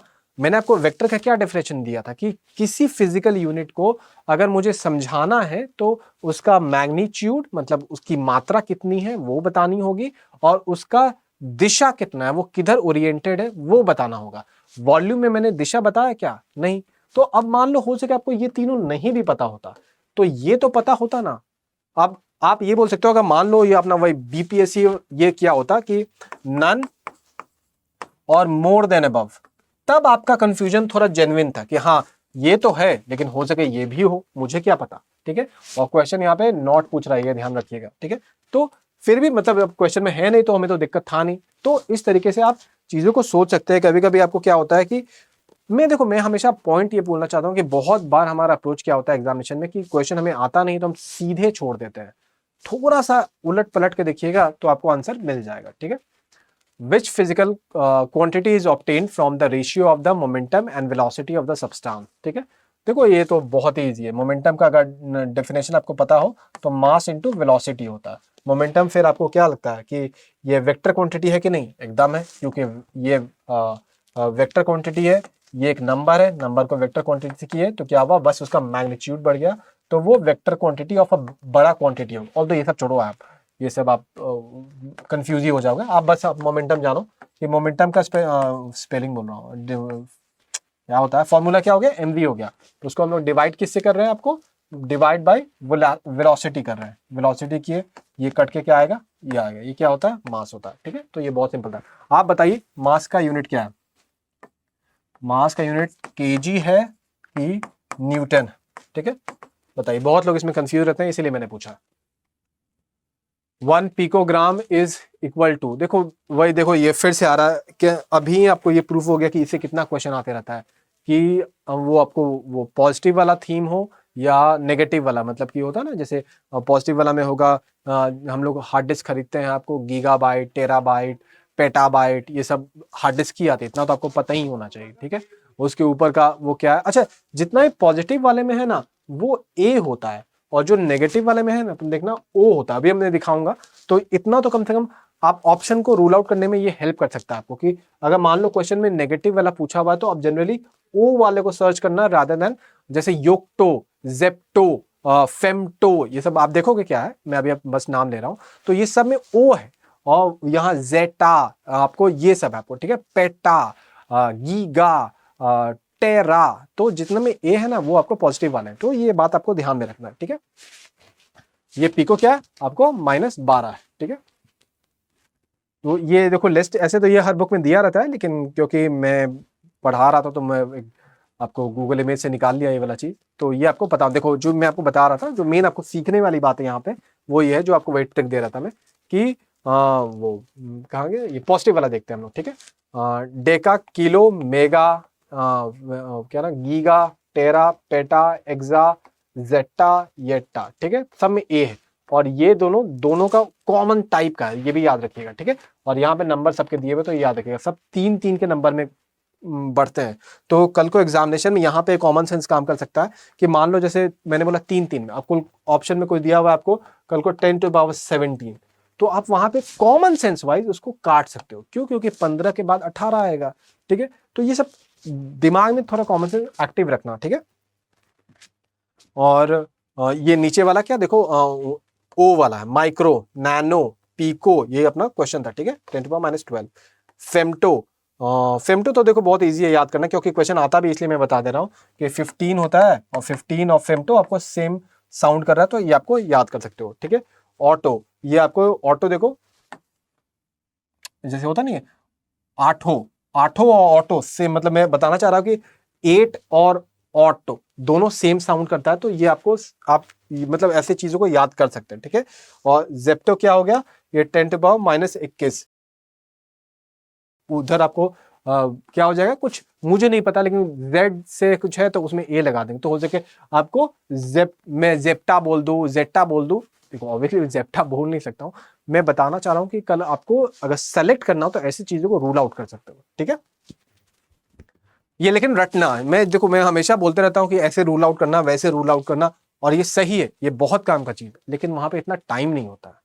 अगर इतना हर क्वेश्चन में करते चले जाओगे ना तो आपका आधा से अधिक क्वेश्चन ही छूट जाएगा। ठीक है, तो पहला काम तो है कि आपको अपने में स्ट्रांग होना है, लेकिन अगर मान लो कभी ऐसा स्थिति आ गया कि क्वेश्चन मेरे छूट जा रहे हैं, वो छोड़ दे रहा हूं, नेगेटिव डर लग रहा है, तब ये सब काम किया करो, और ये काम आता है। अगर आप सही से कर रहे हो 8-10 क्वेश्चन आप एक्स्ट्रा ले जाओगे। ठीक है, फिर आ रहा है you are standing on an, ये भी क्वेश्चन आते हैं यार, you are standing in an elevator, the force exerted by your weight on the floor of the lift. देखो क्वेश्चन मैं ऑप्शन पढ़ भी नहीं रहा उसमें क्या है, मैं आपको पूरा प्रोसेस ही समझा दे रहा हूँ, ताकि उसके हिसाब से जब भी जो क्वेश्चन है आप उसके हिसाब से अपना एडजस्ट कर लेना।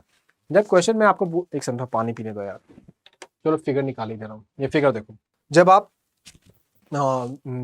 जब खड़े हो, कोई लिफ्ट में नहीं हो, तो अभी आपको जो वेट आपका फील हो रहा है, आपको क्या लगता है, आप वेट अपना फील करते हैं? जैसे जब मैं वेइंग मशीन पे खड़ा होता हूं तो मैं नापता क्या हूं, अपना वेट नापता हूं क्या? नहीं, अपना वेट नहीं नापता हूं मैं क्या नापता हूं, ये रिएक्शनरी फोर्स नापता हूं, इसको थर्स्ट फोर्स कहते हैं। ठीक है, आप अब जो साइंस के नहीं है बस उसको ये समझ लेना कि जैसे न्यूटन का वो पहला वाला, नहीं न्यूटन पहला नहीं, तीसरा होता है ना, कि बोलने में तो सब लोग बोल देते लेकिन समझते नहीं है कि to every action there is a equal and opposite reaction, ठीक है। तो मतलब कि अगर mg क्या है आपका, m आप है, मतलब एक मास, हड्डी और मास के, मैं हंस इसलिए रहा हूं कि mass in a terms of physics and mass आपको हिंदी में, ठीक है, दोनों सेम हो गए तो मतलब इसी पे थोड़ा हंसी आ गया, ठीक है, नहीं बताओ आपको जो हड्डी, ये बाल, ये सब कुछ, ये मास है ये, ठीक है। तो ये मास को जब भी हम लोग एक्सेलरेशन से गुना करते हैं, जी एक्सेलरेशन है क्या, हाँ acceleration due to the gravity है, ठीक है। तो उसको क्या कहते हैं हम लोग, हमने थोड़ी देर पढ़ा था, फोर्स कहते हैं, पढ़ा था ना, F is equal to ma, ठीक है। तो ये फोर्स जो होता है, इसी को हम लोग ऐसे, ये आपका नीचे आपकी तरफ आपको अट्रैक्ट कर रहा है, अर्थ आपको अट्रैक्ट कर रहा है। अब आप जमीन पे खड़े हो, आप अट्रैक्ट तो कर रहा है लेकिन जमीन आपको नीचे जाने नहीं दे रहा है। क्यों नहीं जाने दे रहा है? क्योंकि वो आपके ऊपर ये फोर्स लगा रहा है, वो न्यूटन की थर्ड लॉ कि टू एवरी एक्शन, एक्शन यहां पे क्या हो गया, एक्शन हो गया, आपको अर्थ अट्रैक्ट कर रहा है। रिएक्शन क्या हो गया, to every action there is an opposite reaction, ये हो गया, ऑपोजिट हो गया और इक्वल इन क्वांटिटी, देखो दोनों का साइज सेम है। तो ये बातें आप समझ गए। अब आते हैं लिफ्ट में। अब लिफ्ट देखो अभी चल नहीं रहा है, तो क्या होगा, अगर आपसे मैं पूछूं कि वेट आपका कितना होगा, तो आप बोलोगे सर वेट अब मत बोलो, आप तो समझा दियो, आप बोलो कि मेरे पे रिएक्शन फोर्स कितना लगेगा। यही रिएक्शन फोर्स तो लग रहा है मेरे पे, तो हमको थोड़ा मतलब हड्डी दुख रहा है या आपको मांसपेशी थक जा रहा है, ठीक है, यही होता है, ठीक है। अब आता है कि ये जो है लिफ्ट है ऊपर जाने लगा एक्सेलरेशन से, मतलब कि मास आप यही आपका, ठीक है, मास, इसमें एक एक्सेलरेशन और जुट गया, ठीक है, मतलब कि फोर्स आपको ऐसे एक तरफ ऐसे जाने लगा। अब आप बताओ कि आपका क्या हो गया, एक mg इधर लग रहा है और आपको वो ma आपका उधर लग रहा है, जिसका आपको क्या होगा, ऑपोजिट रिएक्शन होगा उस फोर्स का। अब उस फोर्स का जो रिएक्शन होगा वो आपको जो mg में जोड़ देगा इवेंचुअली, तो आपको क्या होगा, ऊपर जाइएगा तो आप भारी फील करिएगा, ठीक है। क्यों? क्योंकि जो रिएक्शनरी फोर्स है वो बढ़ गया आपका, ठीक है। ये बात ध्यान रखिएगा, जब आप ऊपर जा रहे हैं तो, यार मुझे डर है आर्ट्स वाले स्टूडेंट को दिक्कत होगा यार, जब आप ऊपर जा रहे हैं ना, बस आप रट लो यार, क्योंकि दिक्कत है, मुझे पता है कि जो लोग को नहीं समझ में आएगा उसको नहीं आना है, ठीक है। आप जब आप जो नापते हैं वो रिएक्शनरी फोर्स नापते हैं अपना वेइंग स्केल पे, ठीक है। और जब आप ऊपर जाते हैं तो आपका एक्स्ट्रा एक्सेलरेशन के कारण रिएक्शनरी फोर्स बढ़ जाता है, ठीक है। तो बेसिकली आपका वेट जो होता है वो बढ़ा हुआ फील होता है, और वही जब आप नीचे आते हैं तो घटा हुआ फील होता है। बस इतना जान लेना। अब क्वेश्चन आएगा कि जो लिफ्ट है वो आपको यूनिफॉर्म, मतलब यूनिफॉर्म स्पीड से मूव कर रहा है। यूनिफॉर्म स्पीड का मतलब क्या होता है, एक्सेलरेशन जो है वो 0 है, ठीक है। अब इसका मतलब क्या हुआ कि F जो एक्स्ट्रा कोई एक्सेलरेशन लग रहा है क्या, ए अगर 0 डाल दे यहाँ पे तो क्या हो जाएगा, फोर्स 0 हो जाएगा। देखो मुझे पता आप लोगों को, जैसे ये फोर्स 0 बोलूंगा आप लोगों को लगेगा कि वेट ही नहीं होगा, नहीं ऐसा नहीं है, mg अभी भी लग रहा है। अब देखो मैं आपको 3 कंडीशन दे रहा हूं, आप इसको रट लो, ठीक है। 3 कंडीशन, अगर आपको लिफ्ट ऊपर जाएगा अप एक्सेलरेशन से तो आपको भारी फील होगा, अगर लिफ्ट आपको नीचे जाएगा तो हल्का फील होगा। लिफ्ट अगर एक्सेलरेट ना करे, उसके लिए वहां पे क्वेश्चन में लिखा रहेगा यूनिफॉर्म स्पीड, तो ना आपको हल्का फील होगा ना भारी फील होगा, आप जैसा अपना नॉर्मल फील करते थे वैसा ही फील करिएगा, ठीक है। ये 3 कंडीशन में क्वेश्चन आएगा, आप इसको कर लीजिएगा क्योंकि मैं अभी समझाने जाऊंगा। ना फ्री बॉडी डायग्राम को पता है ना आपको, मतलब जो जनता आपको आर्ट एंड कल्चर बोल रहा है, जो आर्ट्स है, जो कि 11th 12th वाली साइंस नहीं पढ़ी है, तो उनके लिए दिक्कत होगा, ये मुझे पता है। तो इसीलिए आपको मैं बताऊंगा कि रिएक्शन फोर्स ma के अगेंस्ट जा रहा है या साथ जा रहा है तो वो दिक्कत होने वाला, तो इसलिए आपको ये 3 कंडीशन दे दिया मैंने, ये 3 कंडीशन आप जान लेना, इससे आगे नहीं जाना, ठीक है। ये क्या हो गया, इसका बैटरी खत्म हो गया क्या, हाँ वही चीज मैंने यहाँ पे लिखा हुआ है, तो इसको आपको पढ़ लेना, ठीक है। इफ अ फेदर, अच्छा ये क्वेश्चन क्या है, इसमें क्वेश्चन ये पूछ रहा है कि वैक्यूम क्रिएट किया हुआ है, ठीक है, उस वैक्यूम में एक 500 किलो का क्या नाम है, बॉल और एक फेदर, दोनों छत से गिराते हैं, तो पहले कौन गिरेगा? देखो ऑब्वियसली कॉमन सेंस तो यही बोलेगा कि बॉल गिरेगा, लेकिन नहीं। आपको देखो अगेन यहाँ पे वही फिजिक्स वाली कॉन्सेप्ट, आई डोंट नो आप लोगों को समझ में आएगा कि नहीं आएगा। देखो mg होता है आपको फोर्स, ठीक है। अब हमको देखना है कि ये यहां से इसका दोनों का जो इनिशियल स्पीड है 0 है, ठीक है।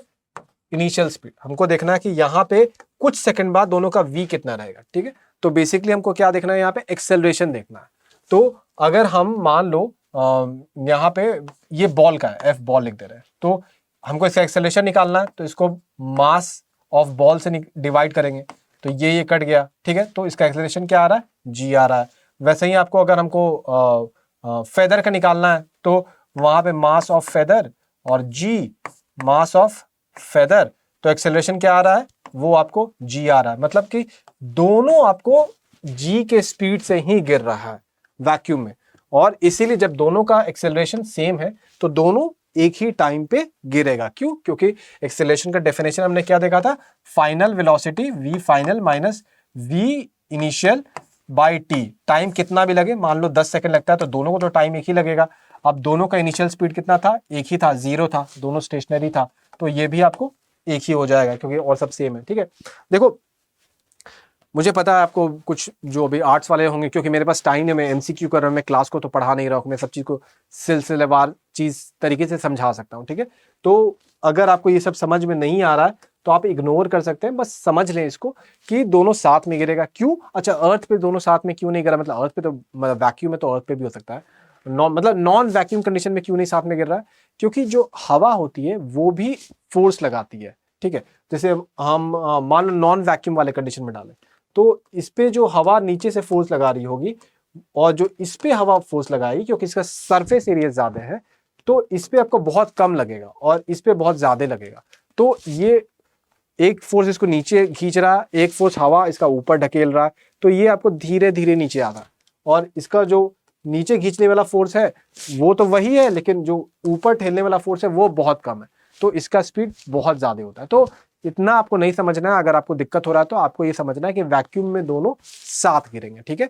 हम लोग जब क्लास करेंगे इसका, आपको ये चीज का, तब उस समय हम लोग सही तरीके से पढ़ेंगे और वहां पे आपको बेटर तरीके से समझ पाएगा, क्योंकि मैं अभी ये सब कैलकुलेशन करूंगा और फिर ये आधा अधूरा आपको समझ में आएगा नहीं।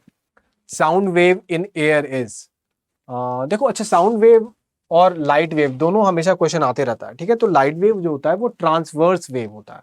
अब ट्रांसवर्स वेव का मतलब क्या होता है कि मान लो यहाँ पे तुम्हारा लाइट जल रहा है और ये लाइट आपको ऐसे मूव कर रहा है इस डायरेक्शन में, ठीक है। अब जो इलेक्ट्रोमैग्नेटिक वेव वो जो होता है उसमें देखो नामी में इलेक्ट्रोमैग्नेट, इलेक्ट्रिक फील्ड होता है और आपको मान लो मैग्नेटिक फील्ड इधर निकला हुआ है, ठीक है।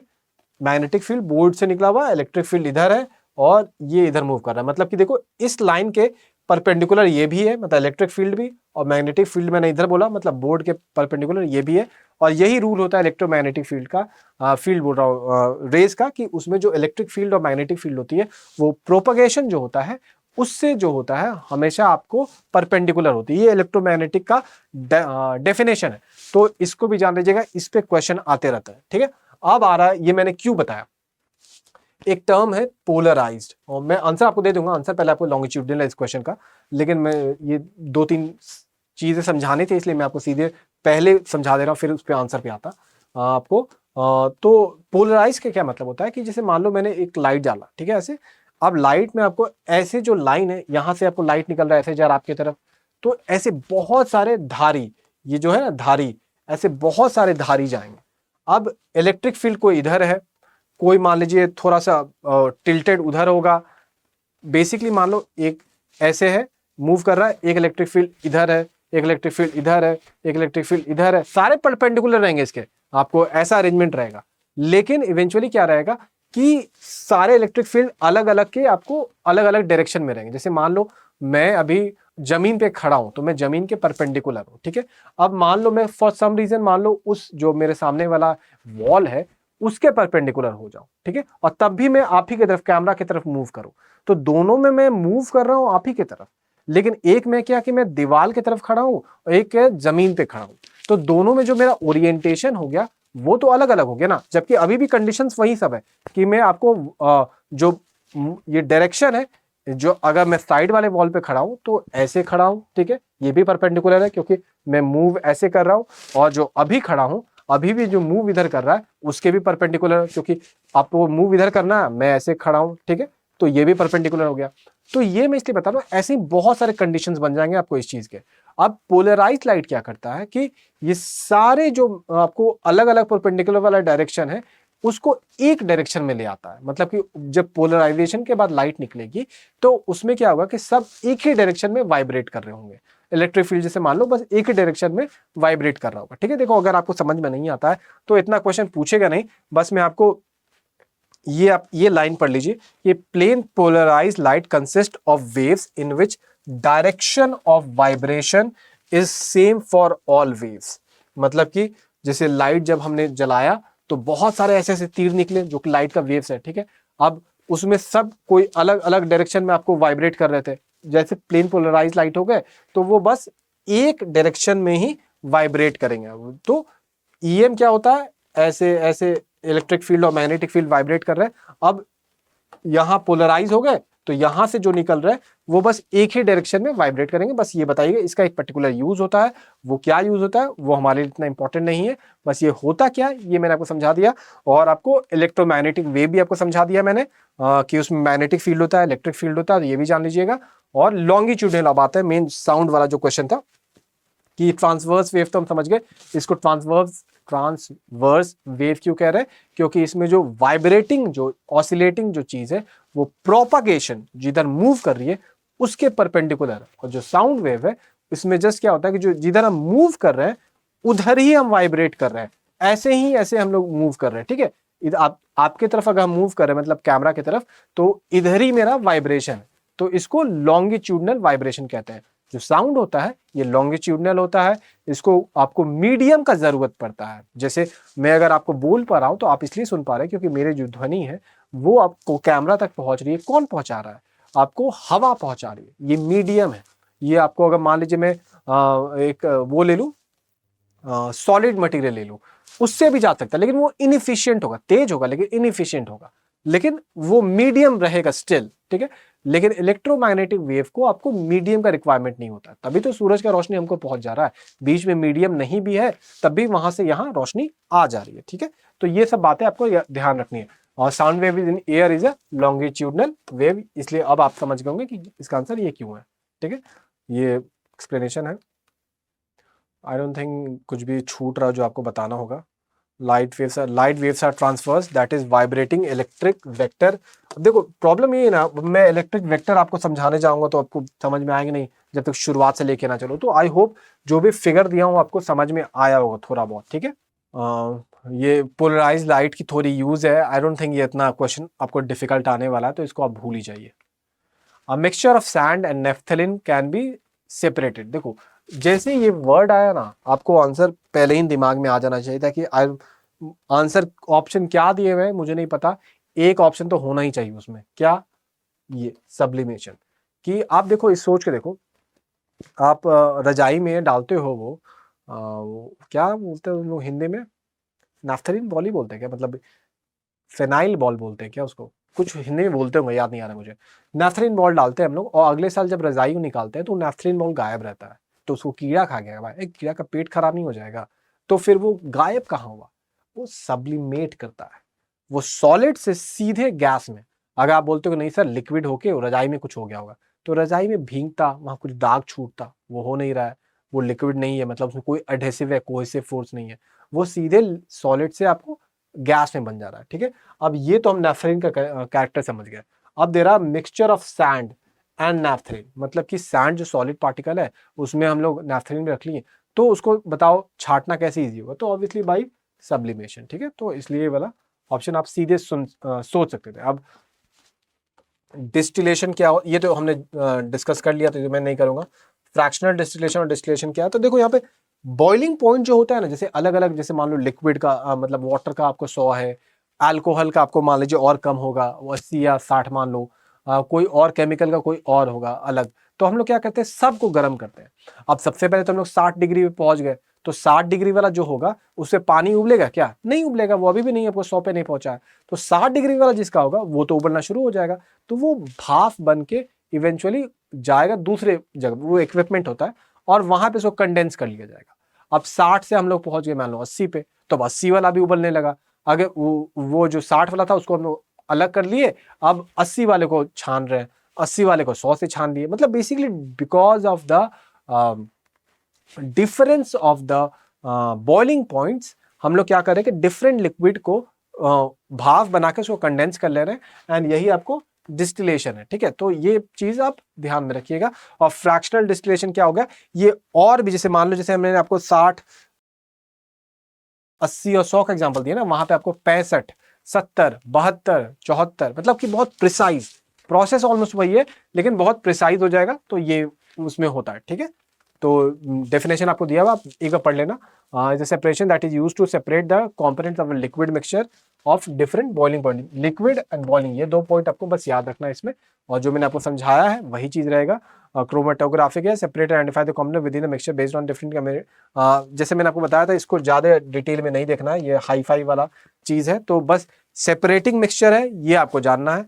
ठीक है, और फ्रैक्शन डिस्टिलेशन वही चीज है, बस क्लोज बॉइलिंग पॉइंट, ये आपको इंपॉर्टेंट पॉइंट था इसमें। It employees a fraction column. Equipment के बारे में एग्जामिनेशन में नहीं आएगा, तो उस पर मत जाइए।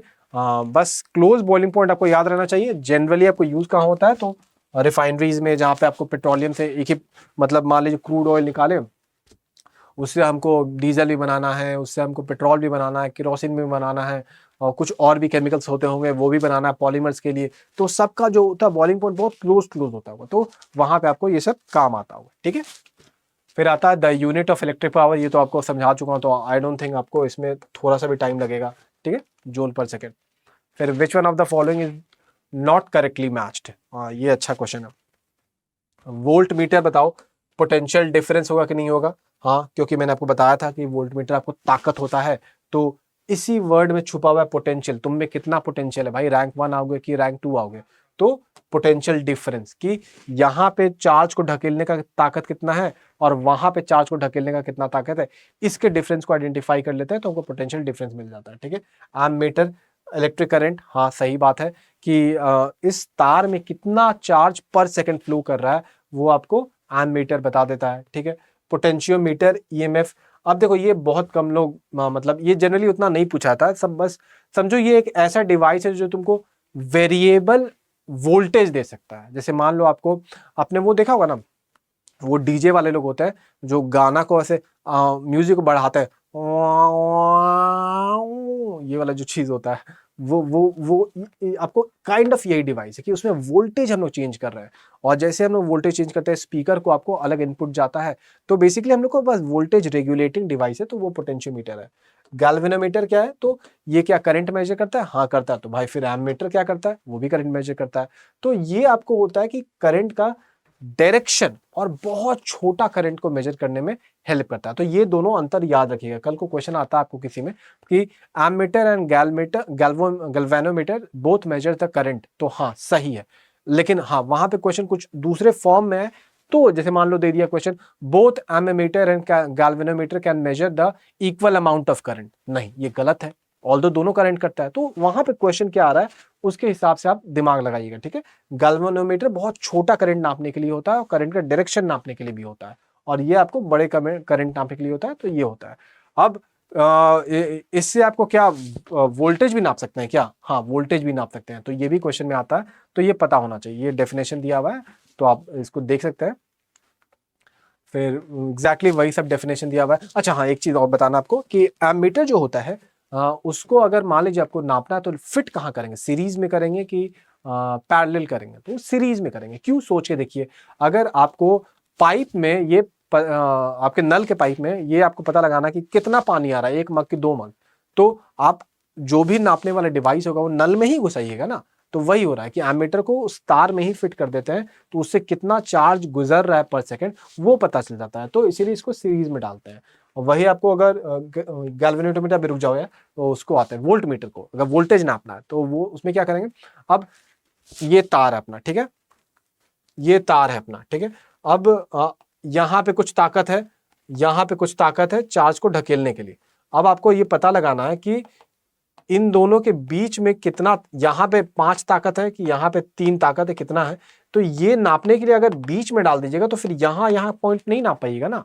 तो आपको इस और इस पॉइंट का नापना है, तो आपको कोई चीज पैरेलल करना पड़ेगा, तभी तो इस पॉइंट और इस पॉइंट को, या जो भी पॉइंट आप चुन रहे हैं उस पॉइंट को नाप पाइएगा। इसलिए आपको जो वोल्ट मीटर होता है वो पैरेलल होता है। तो मैंने आपको समझ दे दिया है, तो आई होप को ये चीजें याद रखने में हेल्प करेंगे, ठीक है। जो भी मैंने पढ़ाया वही चीज़ यहाँ पे लिखा हुआ है, इसको थोड़ा टेक्निकल वर्ड में लिखा रहेगा, तो ये आप पढ़ सकते हैं।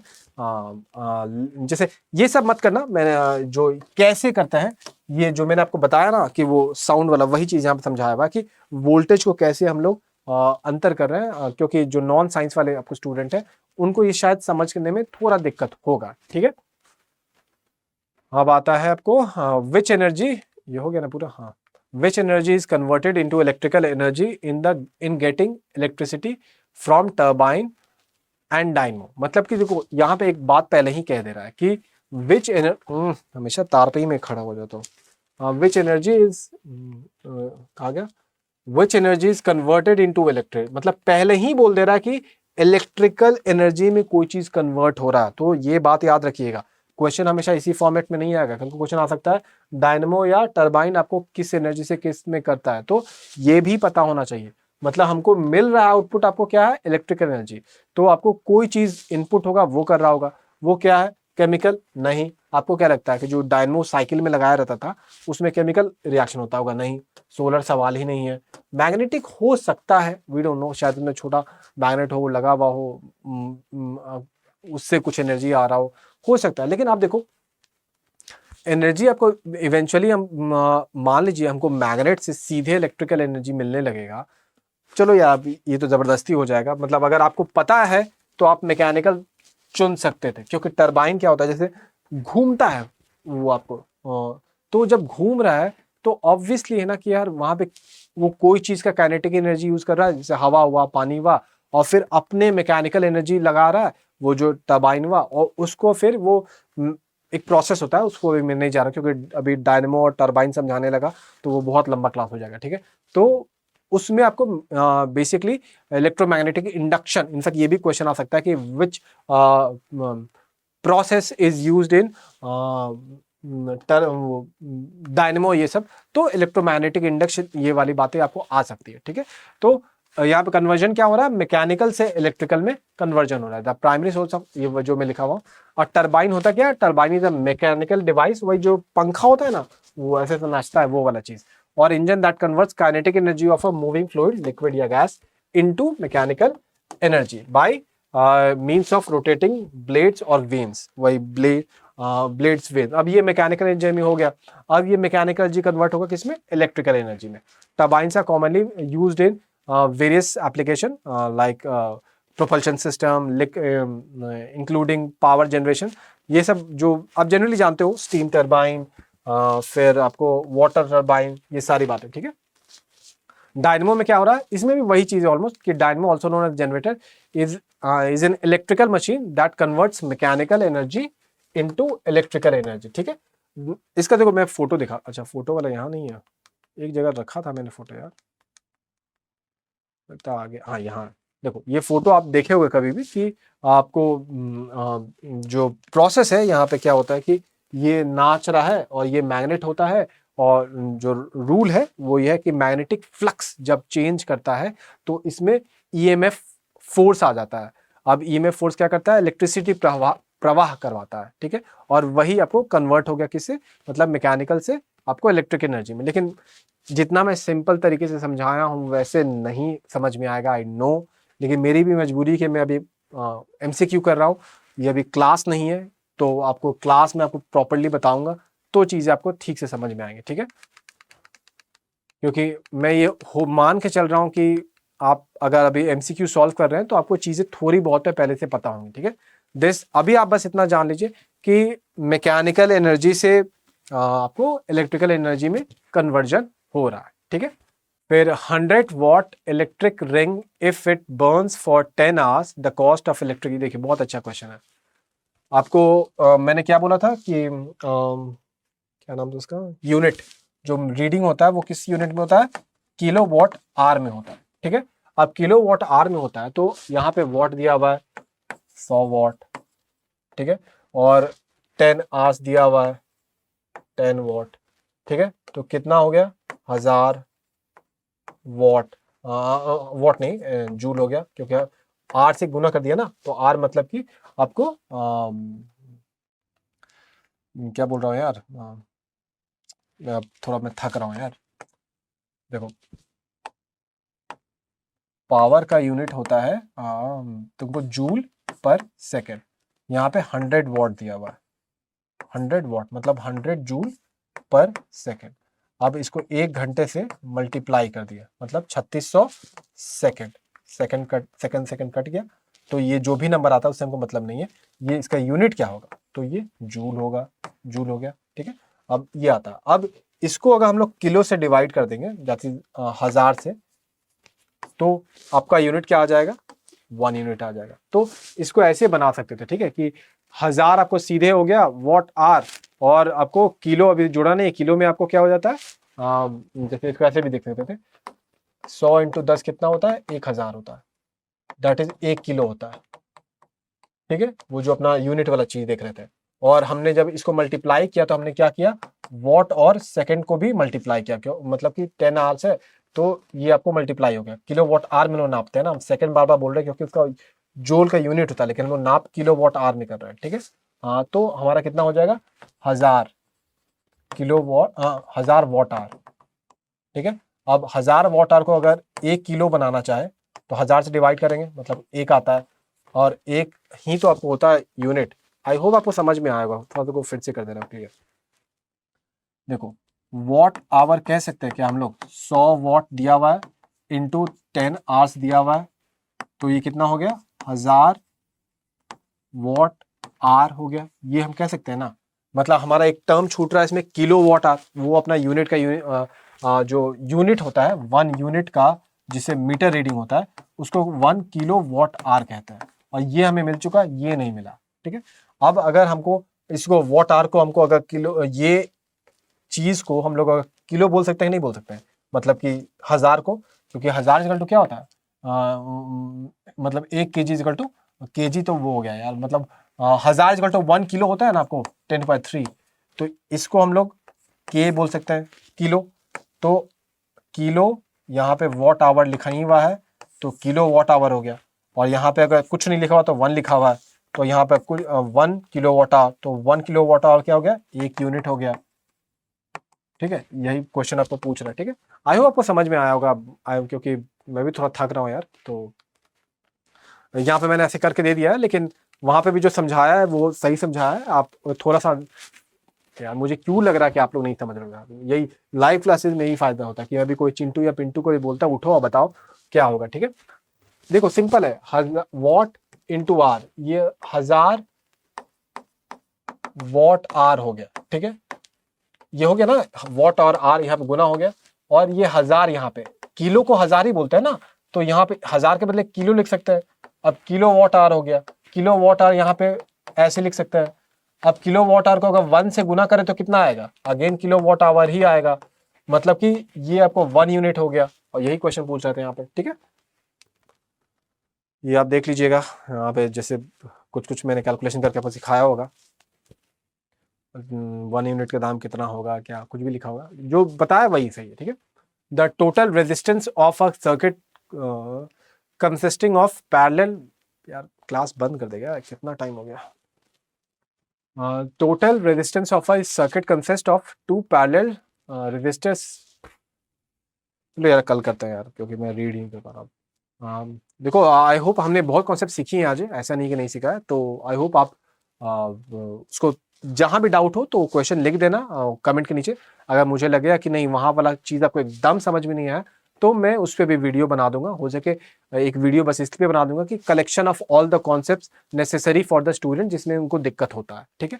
तो आप बताओगे तभी तो बताऊंगा मैं, हाँ, लेकिन कोशिश करना कि वो सब ना बोलो आप, या बोल भी दो तो कोई दिक्कत नहीं है, वो क्या नाम है, मोटर डायनमो, क्योंकि वो थोड़ा लंबा क्लास हो जाएगा, वो मैं छोटे में नहीं समझा पाऊंगा, क्योंकि अगर आपका साइंस का बैकग्राउंड नहीं है तो चीज़ें समझाने पड़ेंगे कि इलेक्ट्रोमैग्नेटिक इंडक्शन क्या होता है, इलेक्ट्रोमैग्नेट क्या होता है, फिर बहुत सारी चीज़ समझानी पड़ेंगी। जिनका आर्ट्स है वो अभी एज अ फैक्ट चुन ले, और बाद में अगर आपको सीखना हो तो मैं उस पर ज़रूर क्लास बनाऊंगा डिटेल में, तो वो आपको ठीक से समझ में आ जाएगा, ठीक है। अदरवाइज और भी कहीं डाउट हुआ होगा तो आप ज़रूर लिखो, और मैं आपको बताऊंगा कि कहाँ पे आप क्या कर सकते हैं, ठीक है। चलिए, आई होप आपको ये क्लास अच्छा लगेगा। लाइक करिए, सब्सक्राइब करिए एंड शेयर करिए, ठीक है। चलिए तब।